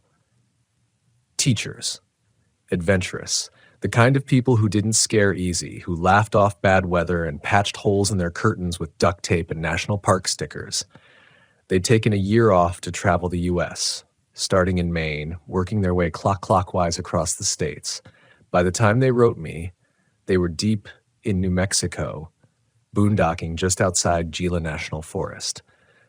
I remember the email because it wasn't a story at first. It was a question. Have you ever heard of the metal sound? That was the subject line. Their email said they'd been camped on a bluff just past the Sapelo Creek area. Mid-April. Cool nights. Dry air. No one else for miles. They'd parked near a ledge that overlooked a scrub-filled valley, perfect for sunrise shots. Casey had stepped outside around midnight to use the bathroom and stopped dead in her tracks. There was a sound, she said, one that made her skin crawl. It wasn't coming from the forest or the hills. It was coming from beneath them, through the rock. A deep, hollow, metallic clink. Not constant, just one every 30 seconds or so. Faint but distinct. The kind of sound you can feel more than hear, like a wrench dropped onto iron from far below. She called for Emily. Together they stood there trying to rationalize it. Mining equipment, seismic activity, an animal, but it didn't change, didn't move, just that clink again and again. They barely slept. The next morning they hiked around, found nothing. No tracks, no gear, no sign of anything man-made in the area.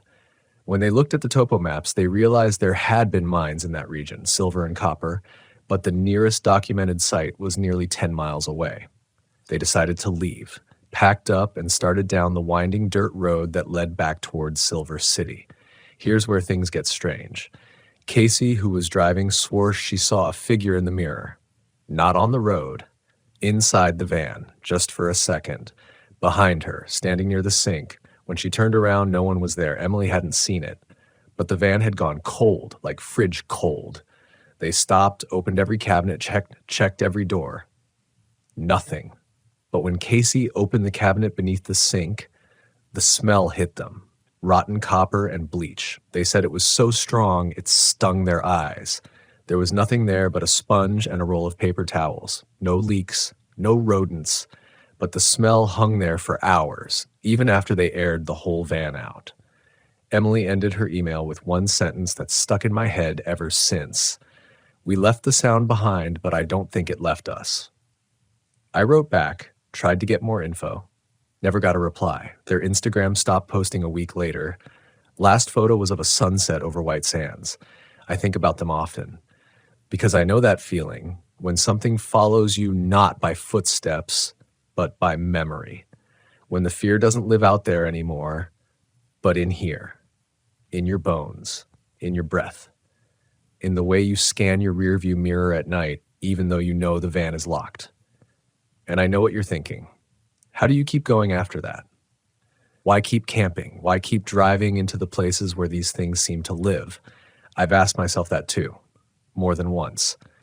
After all these stories, the knocks, the hums, the lights, the shadows, part of me wants to pull the keys from the ignition for good, trade in the van, go home, sleep under drywall and forget what it felt like to hear your name whispered in the wind.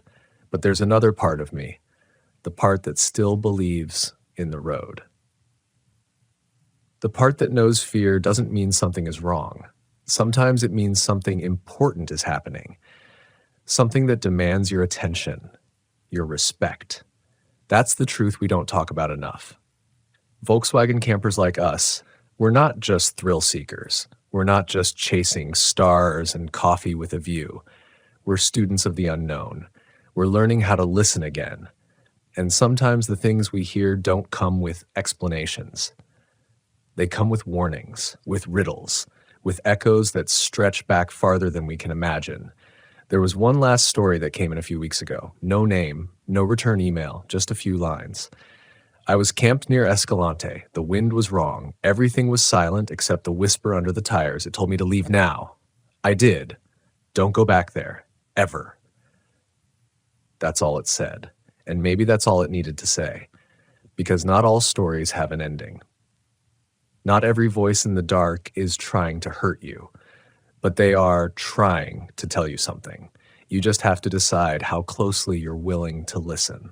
There's something you eventually realize when you live in a van long enough, especially out here in the wilderness, away from the cities, away from phone signal and pavement and comfort. You realize the line between what's natural and what's normal is paper thin.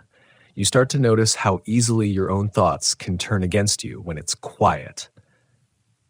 How the sound of your own breath bouncing off the glass can feel like someone just outside, listening. How the wind doesn't always feel like wind. Sometimes it presses, like it's trying to get in. Sometimes the trees don't just sway. They lean, they bend toward you, and sometimes you swear you can hear something breathing behind the silence. But maybe the scariest part isn't the stories. Maybe the scariest part is that you still go anyway. That you keep choosing this life. That despite all the warnings, the weird encounters, the strange dreams, the shadows outside the windows, you still get in your van and drive toward the dark. Because something inside you knows. This life, this wandering, it's not about safety.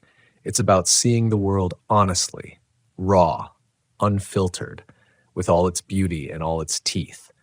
It's about facing what most people spend their whole lives avoiding.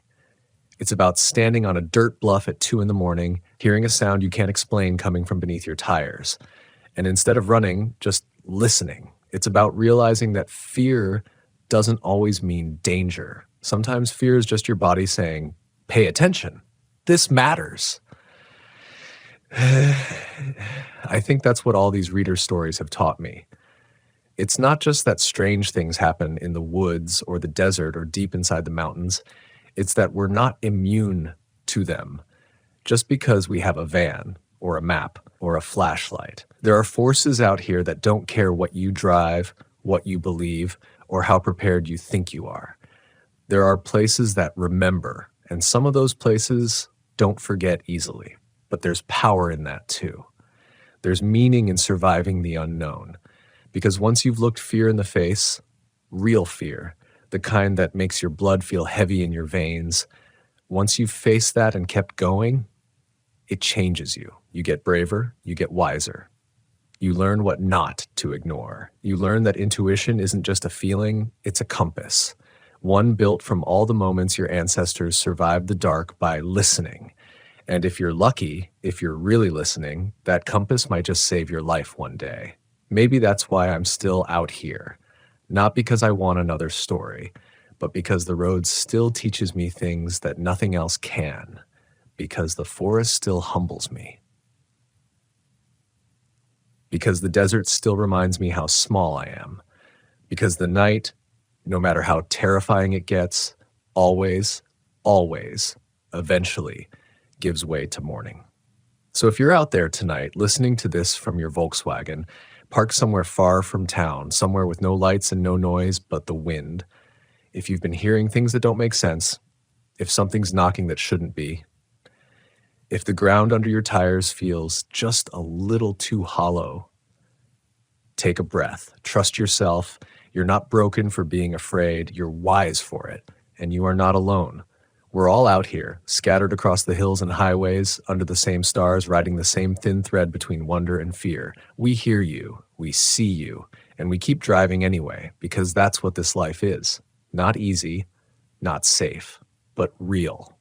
And for some of us, maybe for you, real is worth every terrifying, soul-rattling mile. So keep your eyes open, keep the lights low, and never forget, sometimes the scariest stories are the ones that don't end.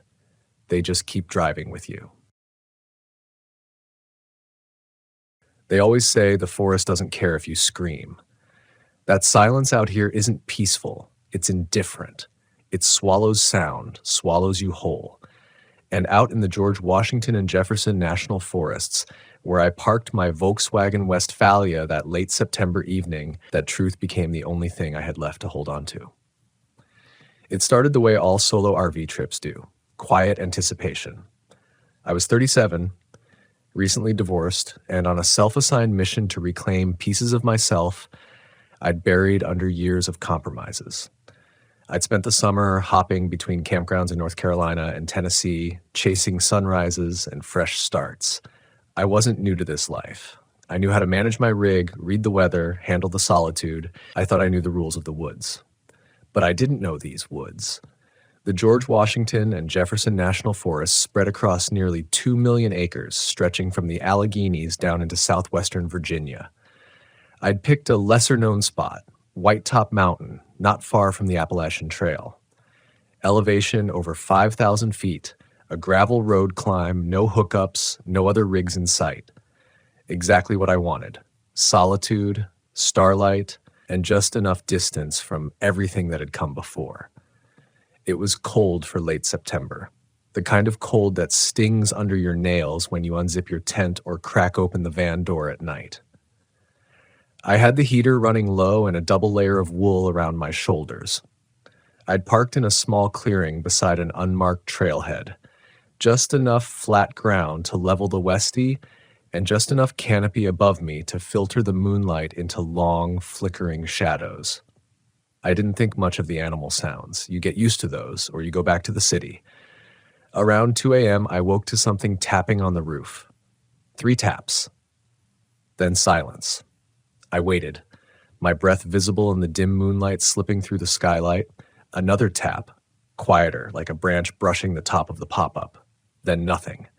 I reached for my headlamp, flicked it on, and peered through the windows. Trees, wind. A few leaves swirling like tiny ghosts across the dirt. I told myself it was just the wind. Maybe a raccoon? Maybe an owl? I'd seen bigger things, braver things, in the Tetons in Big Bend. This was nothing. But the next morning, I found claw marks in the dirt near the rear tire. 3 distinct arcs. Deep. Fresh. Too wide for a raccoon, too long for a bobcat. Not a bear. At least not the kind I was used to. No tracks leading away. Just those 3 curved gouges, like something had circled the van and then vanished. Still, I stayed. I'm not proud of that now, but back then, I thought I was just being resilient. I told myself fear was a muscle and mine needed work.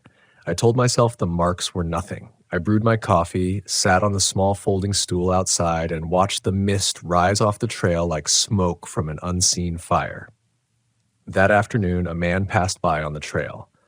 Older, maybe in his 60s. Flannel shirt, thick boots, a laminated trail map clutched in his hand. He nodded at me but didn't stop walking. Just gave me a glance, unreadable and quick, like he'd just seen something out of place. "You camping alone?" he asked without turning around. I hesitated. "Yeah." "Careful," he said. "Storm coming in?" There was no storm in the forecast. By nightfall, the wind had picked up, the kind of wind that moans low through the trees like it's dragging something behind it. I locked the doors, pulled the curtains closed, and tried to sleep, but the woods were louder than usual. Things cracking far off, then too close. Sounds without a source. At one point, I heard something dragging across the gravel just a few feet from the passenger side. I didn't move. I didn't breathe. Just pressed my hand to the cool metal frame of the sink and waited. The next morning, I stepped out and found a single feather wedged in the handle of the van's rear hatch. Black, long, stiff. Not from any bird I recognized. There were no claw marks this time, but the gravel looked disturbed, scraped into a lazy spiral around the van. No footprints, just that slow grinding pattern, like something had paced the perimeter all night long. I considered packing up, but again I didn't. I chalked it up to animals, to wind, to an overactive imagination fed by too many nights alone. I spent that day hiking a few miles down to a lookout I'd read about online. The trail narrowed as it descended, hemmed in by dense brush and twisted roots that caught at my boots. I didn't see another person the whole time, but I did see something else. Tied to a tree near a fork in the path, a bundle of sticks, lashed with red twine. Feathers bound into the top, same as the one I'd found. It dangled from a branch, spinning slowly, ticking against the trunk like a metronome. I didn't touch it.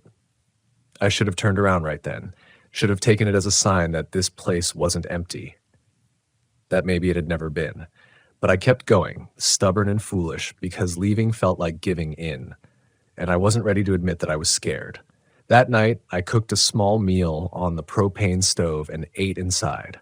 No music, no lights but the headlamp on the lowest setting. I sat in silence, listening. Around midnight, the van shook, once, twice, then harder, like someone was trying to rock it off its wheels. I lunged for the driver's seat, grabbed the flashlight from the dash, and slammed my hand on the horn. The sound cut through the trees like a blade. Whatever was outside stopped. I waited. Breath caught in my chest like it was afraid to move without permission. Then I turned the key. Engine roared to life. I flipped on the high beams. And there, just at the edge of the clearing, stood the man from the trail. His face was half shadowed, but I could see his flannel shirt. His hand was raised, but not waving. Just hanging there, still, palm open. I rolled the window down a crack. "What the hell are you doing?" He didn't answer, just turned and walked back into the trees. I didn't sleep. Not then, not for the rest of that night. I sat in the driver's seat until dawn, watching the woods, watching the spot where he'd vanished, the spot where I was sure something else was waiting just beyond what the headlights could touch. And when the morning came, I did something I'd never done before. I left in a hurry. No coffee, no breakfast, no fold-up chair or stove or gear packed properly. I shoved everything into the back, slammed the rear hatch, and drove. Gravel spitting from the tires, heart pounding against the inside of my ribs like I was trying to warn me. I still didn't want to believe. But even as I drove, something didn't feel right. It felt like I wasn't alone in the van, like something had followed me back. The gravel thinned into pavement as I descended the mountain, but that pressure in my chest never let up. It wasn't panic, at least not the kind that screams at you to run. It was the slow kind. The kind that settles behind your ribs and leans in, whispering just loud enough to keep you from forgetting it's there.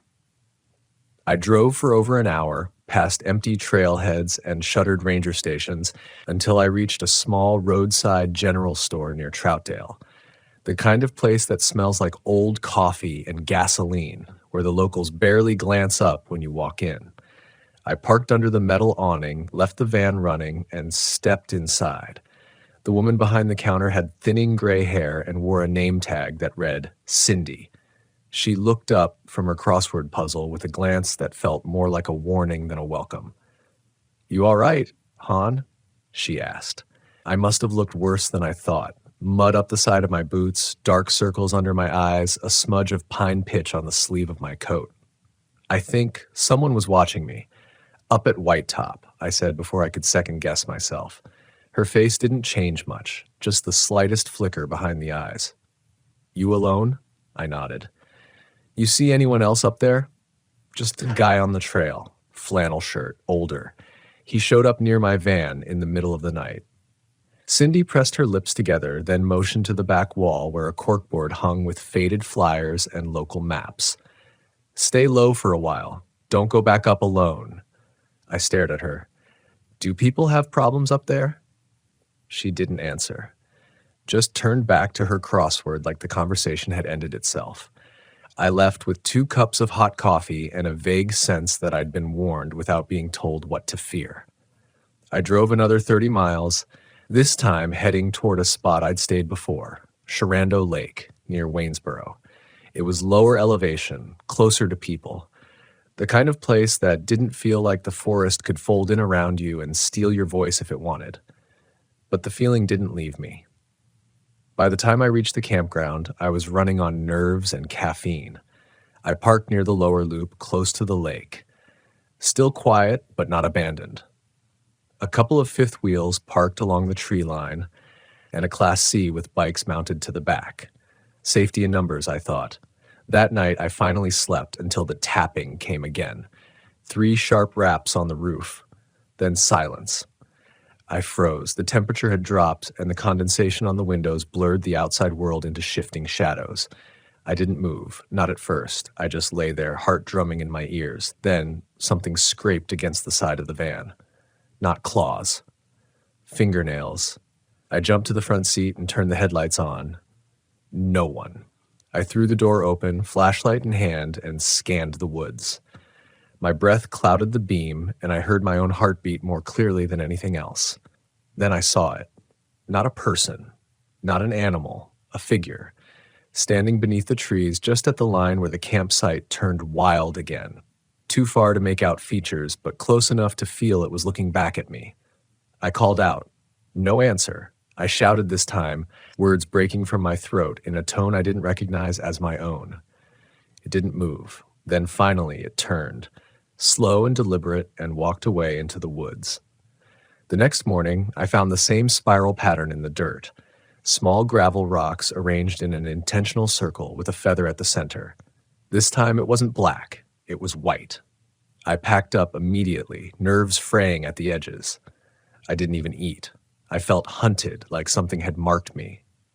I didn't know what it wanted, but it wasn't just curiosity, it was tracking, and it didn't seem to care whether I was 30 miles or 300 away. I thought about driving straight home, back to Asheville, calling it all off, but I didn't. Part of me couldn't. I was looking for something when I came out here. Peace, closure, some kind of reckoning with myself. But I was starting to wonder if what I'd found was bigger than anything I'd expected. So instead, I headed west, toward the outskirts of the forest again, but this time near a place called Cave Mountain Lake. It was one of the few developed sites still open late in the season. I told myself there'd be more people, more light, maybe even a ranger. But the campground was nearly empty. 2 rigs, 1 tent camper, nobody outside. I parked in the far corner of the loop, near a trailhead that led up to the cliffs. I almost didn't get out. I sat there, gripping the wheel like it could protect me. I kept replaying the man's face from White Top. That look, not confused or aggressive, just empty, like he was seeing through me. When I finally stepped out of the van, the air felt too still, the trees too quiet, like the forest was holding its breath. I walked the edge of the site, circling the van.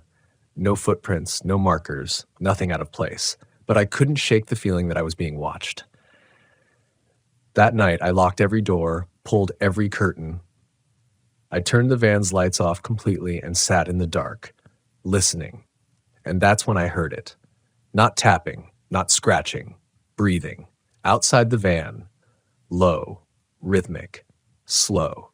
It moved around the vehicle, pausing near the rear hatch, then sliding along the passenger side.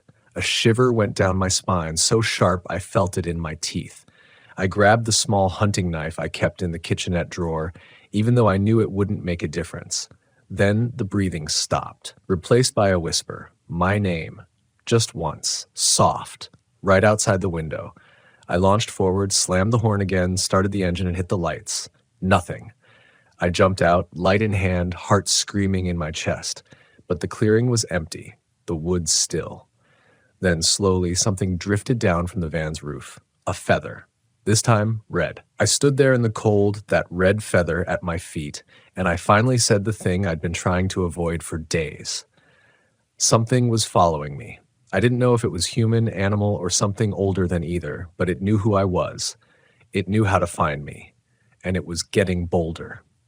I didn't sleep that night. I couldn't. I stayed in the driver's seat until sunrise, knife on the dash, flashlight in my lap, eyes burning from the kind of exhaustion that eats through your sense of time. When the light finally cracked through the pines, I started the van and drove. I didn't care where. I just had to move. Hours passed like minutes. The twisting forest roads blurred together, and soon I wasn't even sure which direction I was heading.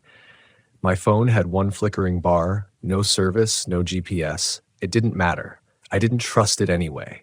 Nothing felt grounded anymore. Eventually, I found myself pulling into a small public parking area near an access trail to the Appalachian Trail. Just a sign nailed to a post, weathered and crooked. Bald Knob Overlook, 2.1 misers. There was no one around. The gravel lot was uneven and partly flooded. The sun was dipping low again. I should have driven on, but I stopped. I parked crooked near the edge of the lot, the van tilted slightly, and leaned my head against the wheel. Something in me was unraveling. You don't realize how much noise you carry inside until the woods quiet it down, or replace it. And this forest, it wasn't quiet anymore. It was watching. I stepped out and tried to breathe deeply. The scent of pine and damp leaves filled my nose, earthy, metallic. A faint rot, maybe from something dead nearby, but I'd smelled that before. It was nothing new until it moved.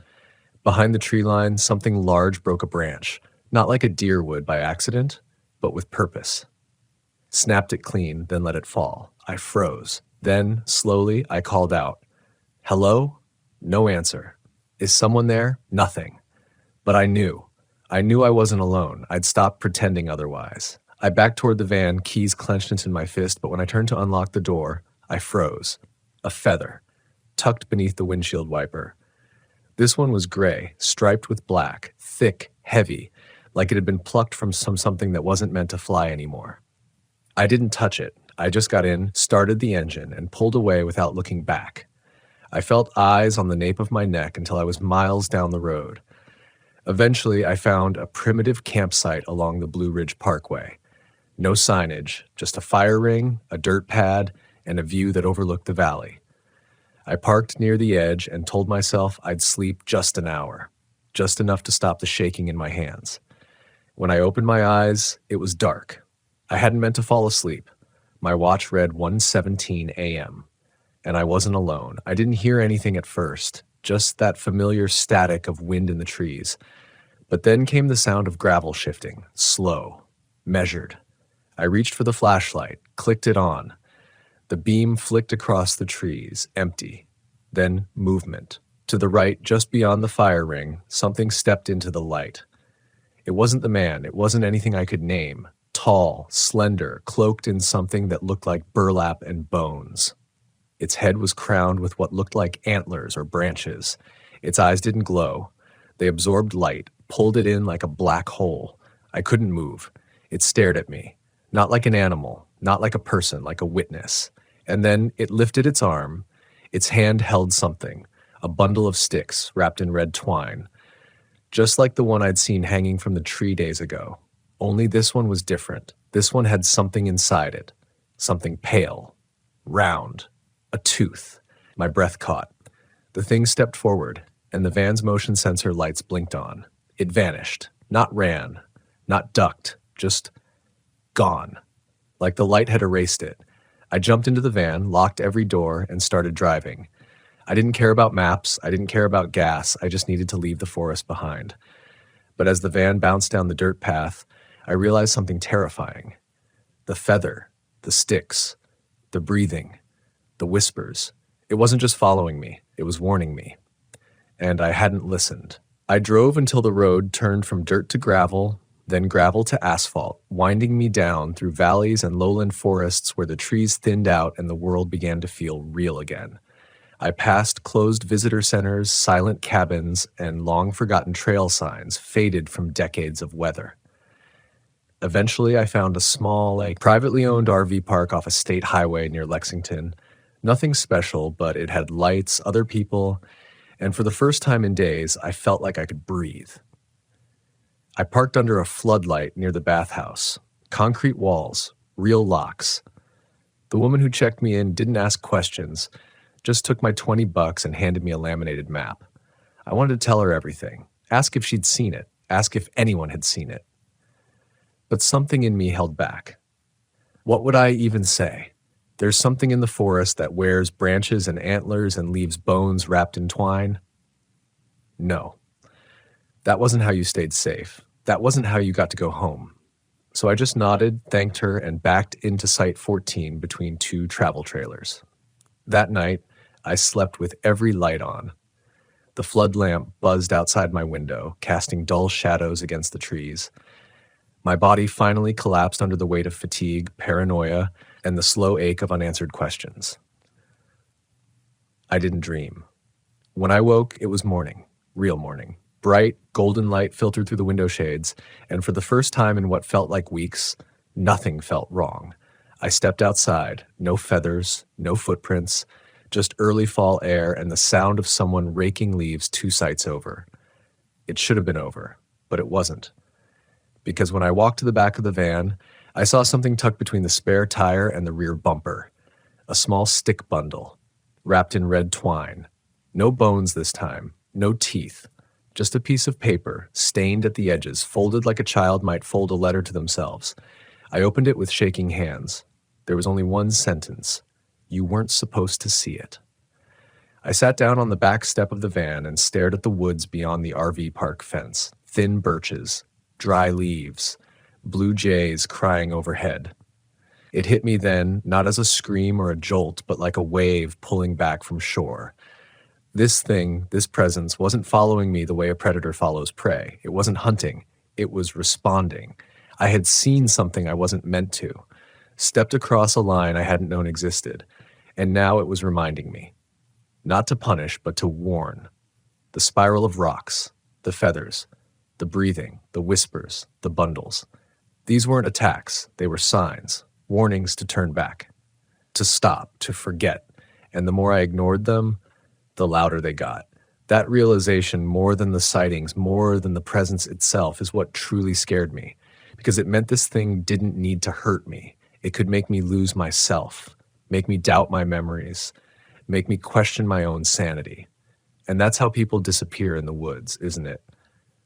Not always in body, sometimes in mind. Sometimes they come back, but the parts that mattered, curiosity, memory, certainty, those stay out there, tangled in branches, buried beneath spirals. I left that RV park the next morning, drove south, out of the forested ridges and back to the familiar sprawl of towns and rest stops. Civilization, the illusion of control, and I haven't been back since. But I carry it with me, the memory, the truth, the whisper of something ancient and watchful that lives deep in the folds of the George Washington and Jefferson National Forests. I still sleep in my RV sometimes. I still camp, but I do it differently now. I never ignore the signs. I don't brush off the chills that climb my spine when I step too deep into the trees. I don't follow strange sounds or approach anyone who just appears in the middle of the night. And most importantly, if I ever see a feather left on my windshield again, I won't ask why. I'll just leave. You might think this was just fear talking, a tired mind unraveling in the dark. But those woods, they have stories. Older than ours. Rules too, and some places don't care if you believe in them. Some places simply are. You're allowed to visit, but you are never allowed to stay too long, and if you see something you weren't meant to, walk away. Forget it, because whatever watches from those trees, it never forgets you. Not ever. I used to believe that the forest couldn't betray you, that if you treated it with respect, it would respect you back. I was wrong. It was late September, just when the heat of the California summer started slipping into those golden, sharp-edged mornings. You know the kind. When you step out of your camper and your breath fogs the air just enough to remind you that you're alive. I was somewhere deep in the Sierra National Forest, tucked between groves of ancient pine and granite ridges carved out by time and water. I was traveling alone in my old VW Westphalia, a 78 pop top I'd restored myself. That van was my shield against the world, my retreat from the noise, and my last real connection to my father, who taught me everything I knew about engines, stars, and solitude.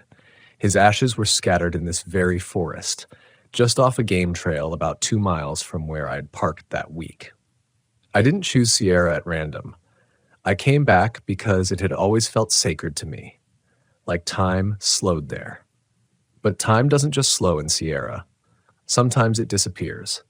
I rolled into the camp just before dusk, following one of those dirt roads that disappear from Google Maps after a while.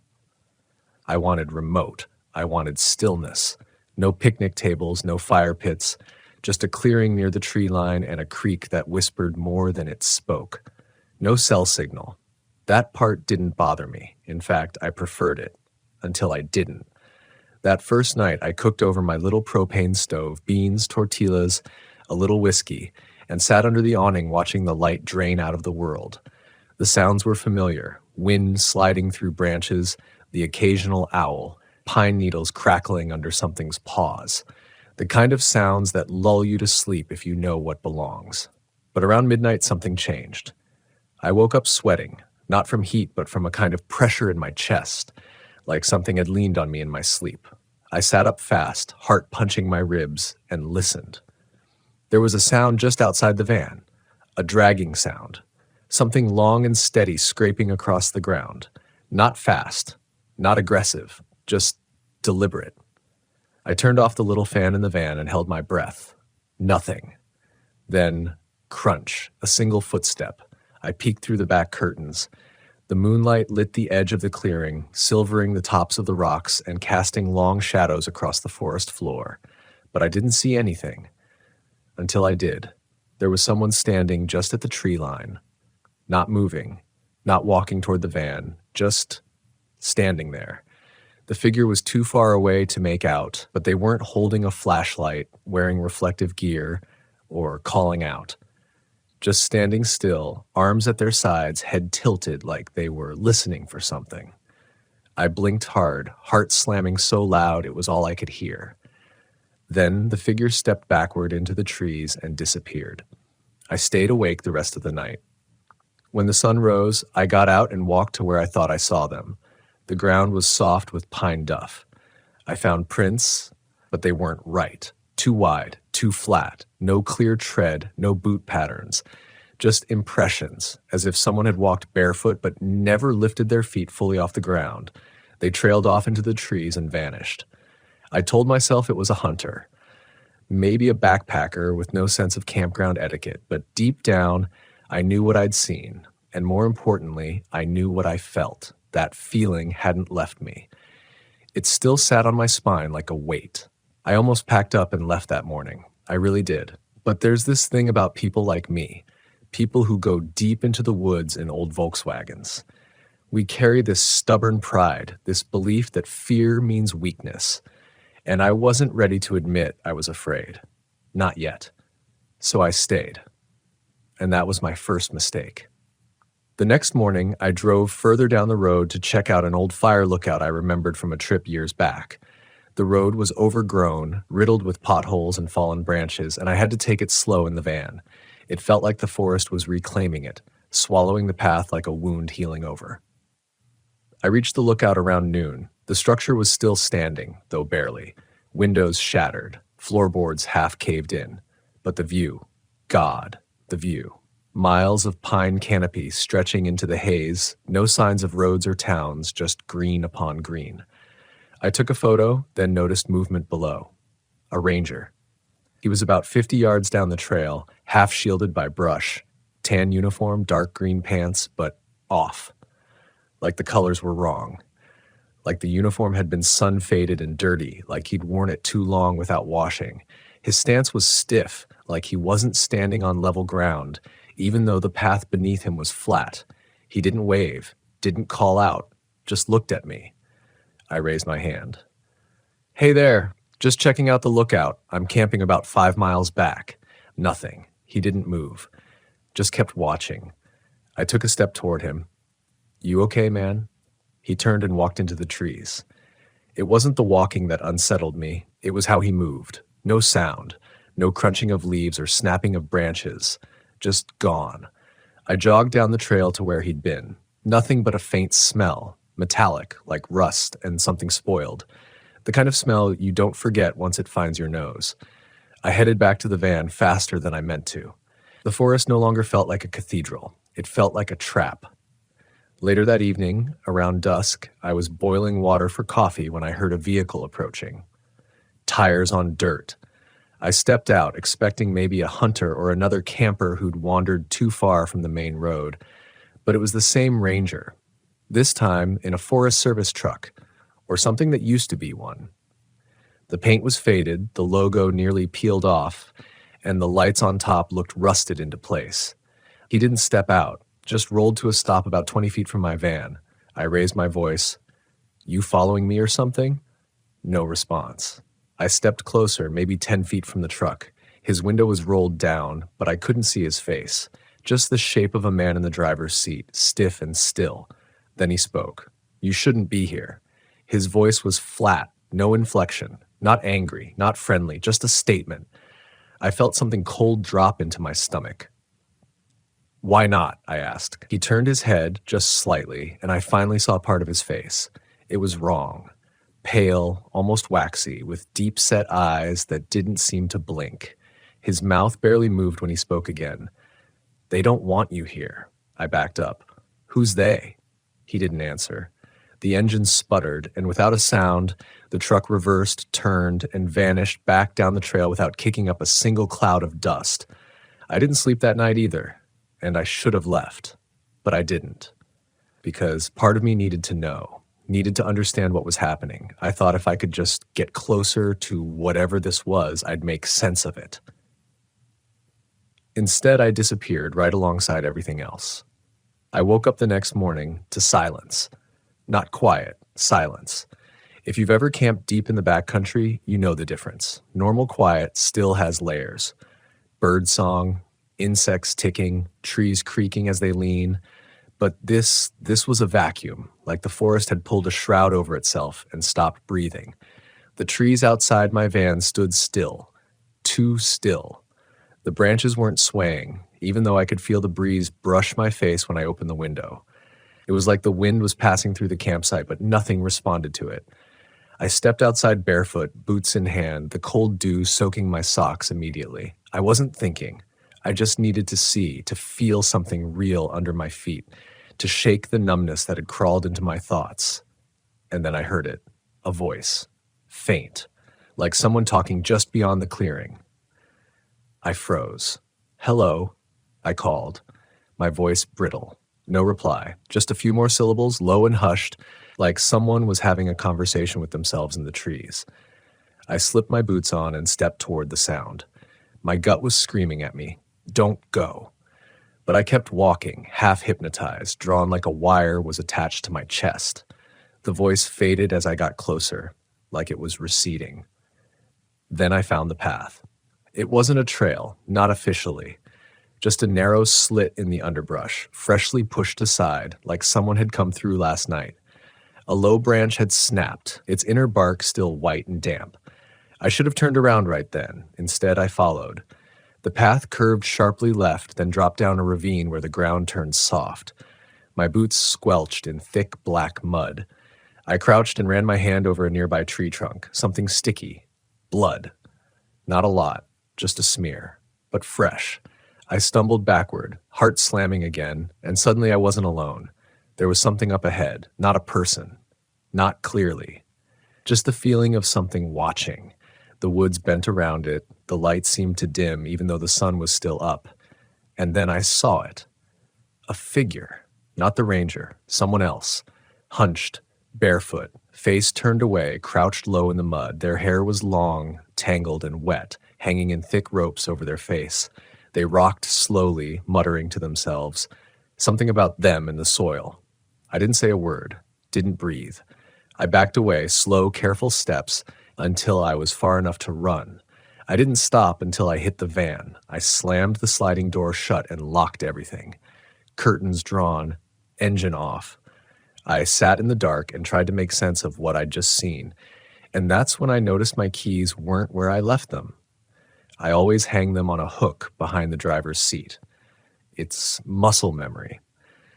But now they were on the floor near the passenger side, half tucked under the seat. That alone wouldn't have meant much, until I saw the smudge on the inside of the windshield, a single greasy handprint from inside the van. That's when panic really set in. I didn't leave that night, even though every nerve in my body screamed at me to run. But how do you run from something that's already inside? I kept telling myself I was overreacting, that the handprint was mine, that the keys just fell, that the blood in the woods was from an animal, maybe a deer, maybe a hunter's stray shot. But those were lies I couldn't believe anymore. And still I stayed. I didn't sleep. I sat up in the driver's seat, one hand gripping the handle of my camp hatchet, my headlights off, the van silent, my ears tuned to every creak and rustle outside. At one point around 2:30 in the morning, I heard footsteps circling the van. Light. Barefoot again. They circled once, twice, then stopped right at the sliding door. I didn't move, didn't even blink. Then, tap, tap, tap. 3 slow knocks on the metal. I whispered, "Get away from me." The knocking stopped, but the footsteps didn't walk away. They vanished. 1 second they were there, the next, gone.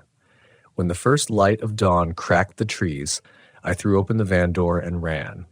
I didn't even lock it behind me. I just needed to get away from that spot.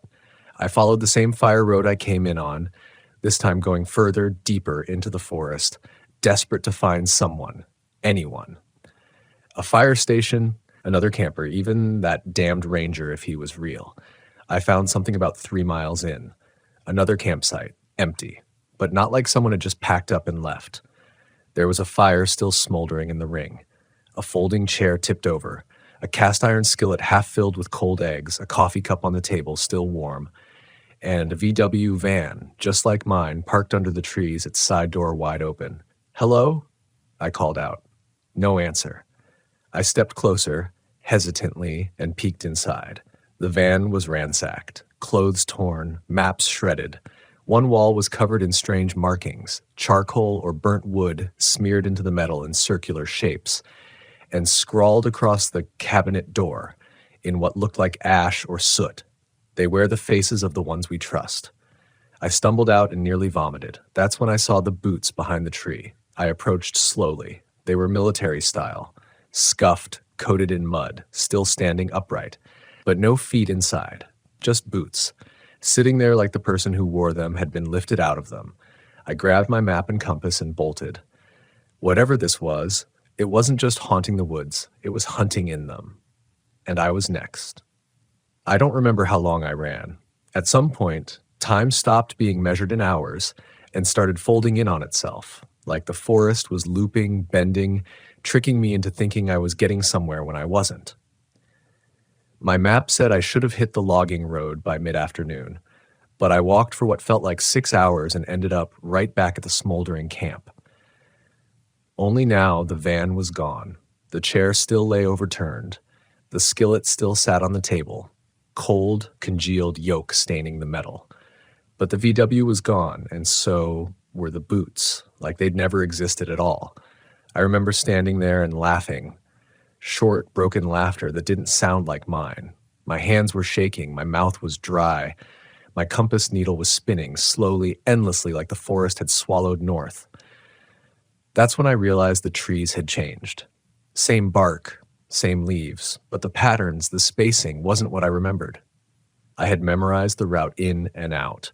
I knew where the creek should have been. I knew where the split rock was that marked the fork in the fire road. But they were gone, or moved, or something. It was like the forest had shifted around me while I slept, and then I heard it again. Not a voice this time. Breathing, ragged, shallow, like someone, no something, trying to stay quiet and failing. It came from just behind the tree line. Not far, 10, maybe 15 feet. I froze, didn't turn, didn't blink. Then came the whisper, a low, dry rasp. "He's not wearing his face." I spun around. There was nothing there. But the pine branches moved, just slightly, like someone had slipped through them moments before. That was when I started to forget things. First, my watch disappeared. Then my lighter. Then the names of constellations I'd known since I was a kid. I looked up that night, hoping for some anchor, some familiar shape, but the sky looked wrong. Too many stars, or not enough. I couldn't tell anymore. I built a fire with shaking hands and curled up next to it, the hatchet still under my arm, the van parked maybe 20 yards away. I didn't dare sleep inside again, not after what happened, not after that handprint. Somewhere in the early morning, before light, before birds, I heard a voice just behind me, not whispering this time. Clear. Female. She said, "Don't look at them. That's how they get in." I turned. There was no one there, but the words stayed. "Don't look at them. That's how they get in." The next morning, I found a journal. Not mine. It was lying half buried in the dirt near the fire, leather-bound, water-stained. I opened it carefully, pages curled and torn, handwriting jagged and frantic. A name was etched inside the cover, Mason J. Halbrook, 29, St. Louis MO. That name meant nothing to me until I remembered the missing poster tacked to a ranger bulletin back in Fresno 2 weeks ago. Mason Halbrook, last seen entering the Sierra National Forest. VW camper, solo trip, never returned. I flipped through the pages. At first, it was normal. Weather notes, trail mileage, gear checklists, then things changed. Words scratched into pages sideways. Ink smudged like it had been written in a shaking hand. They watch at night. Don't listen to the ones in uniform. She wore my sister's face. My sister died in 2018. I tried to leave. I walked for 3 days and ended up back here every time. I think the forest bends. I think it keeps us. Then one final line, barely legible, written in charcoal. You won't hear the others scream. They're not allowed to. I slammed the journal shut and threw it into the fire. It didn't burn. The flames danced around it, curled, leaned, cracked, but the book just sat there in the center, pages fluttering but untouched, like the forest wouldn't let it burn. I stumbled backward and tripped over a root, landing hard, breath knocked from my chest. And that's when I saw him again, the ranger. Standing at the far edge of the trees, his eyes locked on mine. But this time, his mouth was open, and he was screaming. Silent. No sound, no breath. Just an expression so full of agony it turned my blood to ice. I blinked and he was gone. That night I dreamed of voices beneath the soil, like dozens of people were buried alive under my camp, whispering things I couldn't understand. I felt the earth breathe beneath me. I felt them. When I woke up, my van was gone. My van was gone. Not stolen, not broken into. Gone, like it had never existed. No tire tracks, no indentations, no scraps of food wrappers I knew I'd left behind. Nothing. Just bare forest floor, clean and undisturbed, as if the weight of my life had been erased overnight. I stood there for a long time. I don't know how long. Time was meaningless by then, a concept that had crumbled with everything else I understood about the world. Eventually my feet moved. They had to. Survival kicks in when despair gets too heavy. I started walking again, this time in a straight line, refusing to follow the trails, or whatever pretended to be trails. I didn't even try to navigate. I stopped looking at the sun. I ignored the compass, which had long since started spinning like it was drunk. I walked until my legs buckled.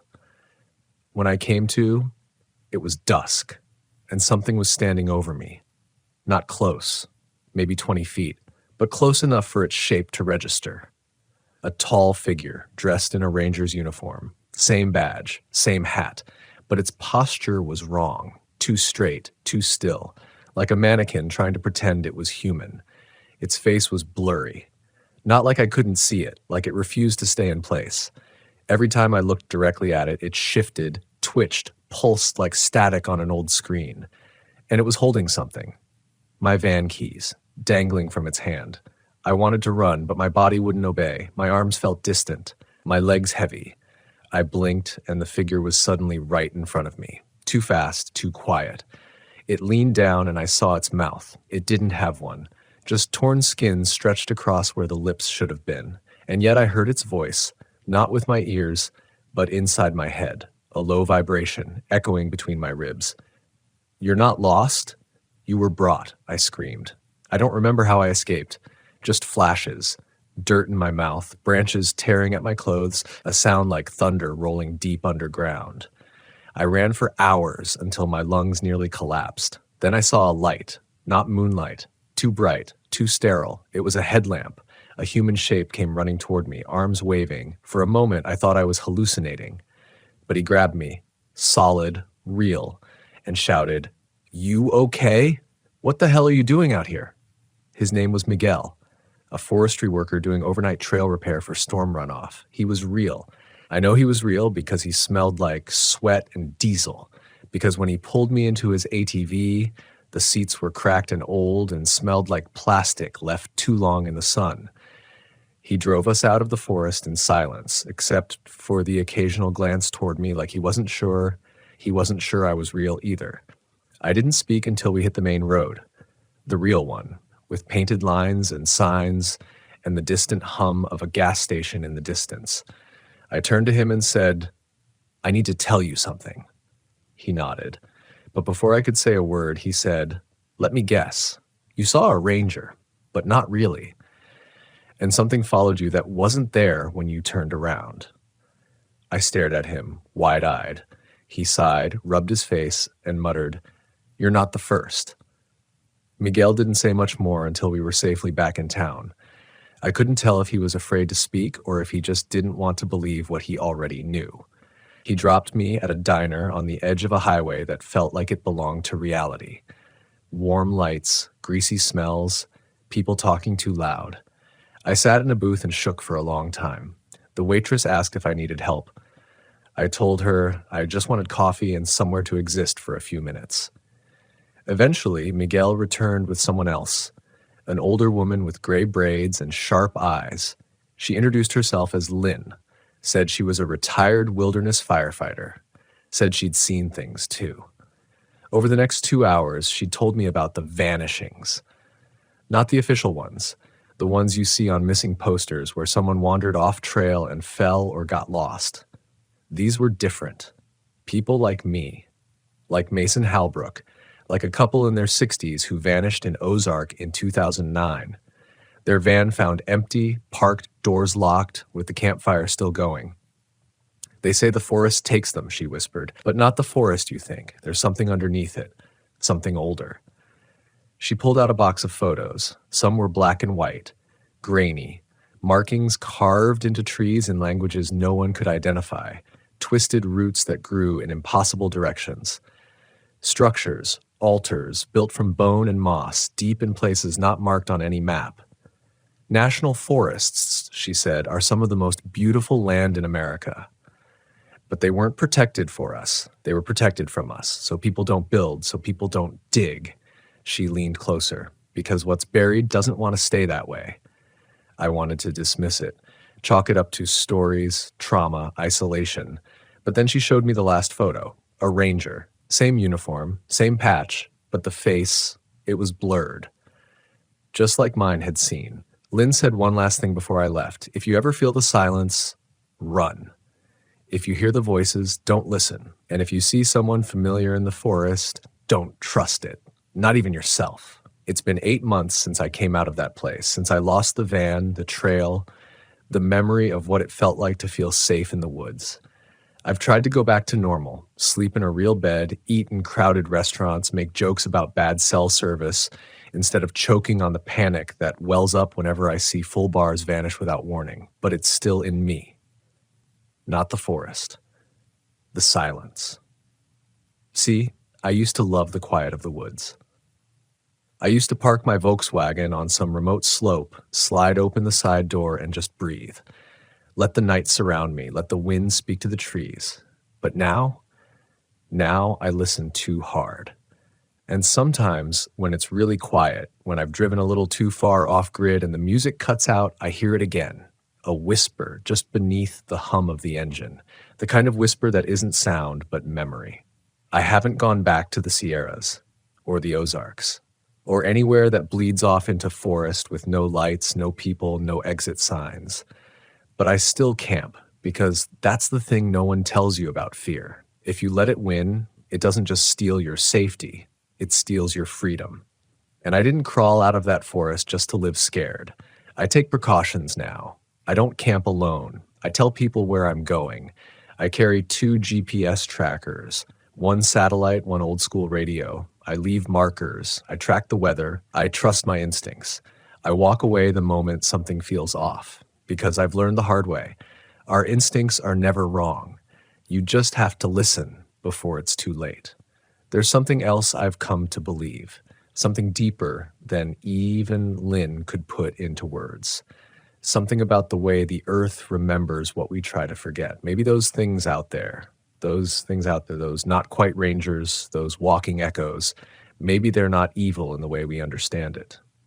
Maybe they're just remnants, fragments of what's been buried too long, grief that's grown roots, trauma that learned how to wear a face. I don't know what they are, but I know they're real. And if you're hearing this because you love to camp, because you drive into those hills looking for meaning and peace, I'm not here to scare you out of it. I'm here to remind you to respect it. Nature doesn't owe us anything. These forests, these vast forgotten spaces, they don't belong to us just because we can drive into them.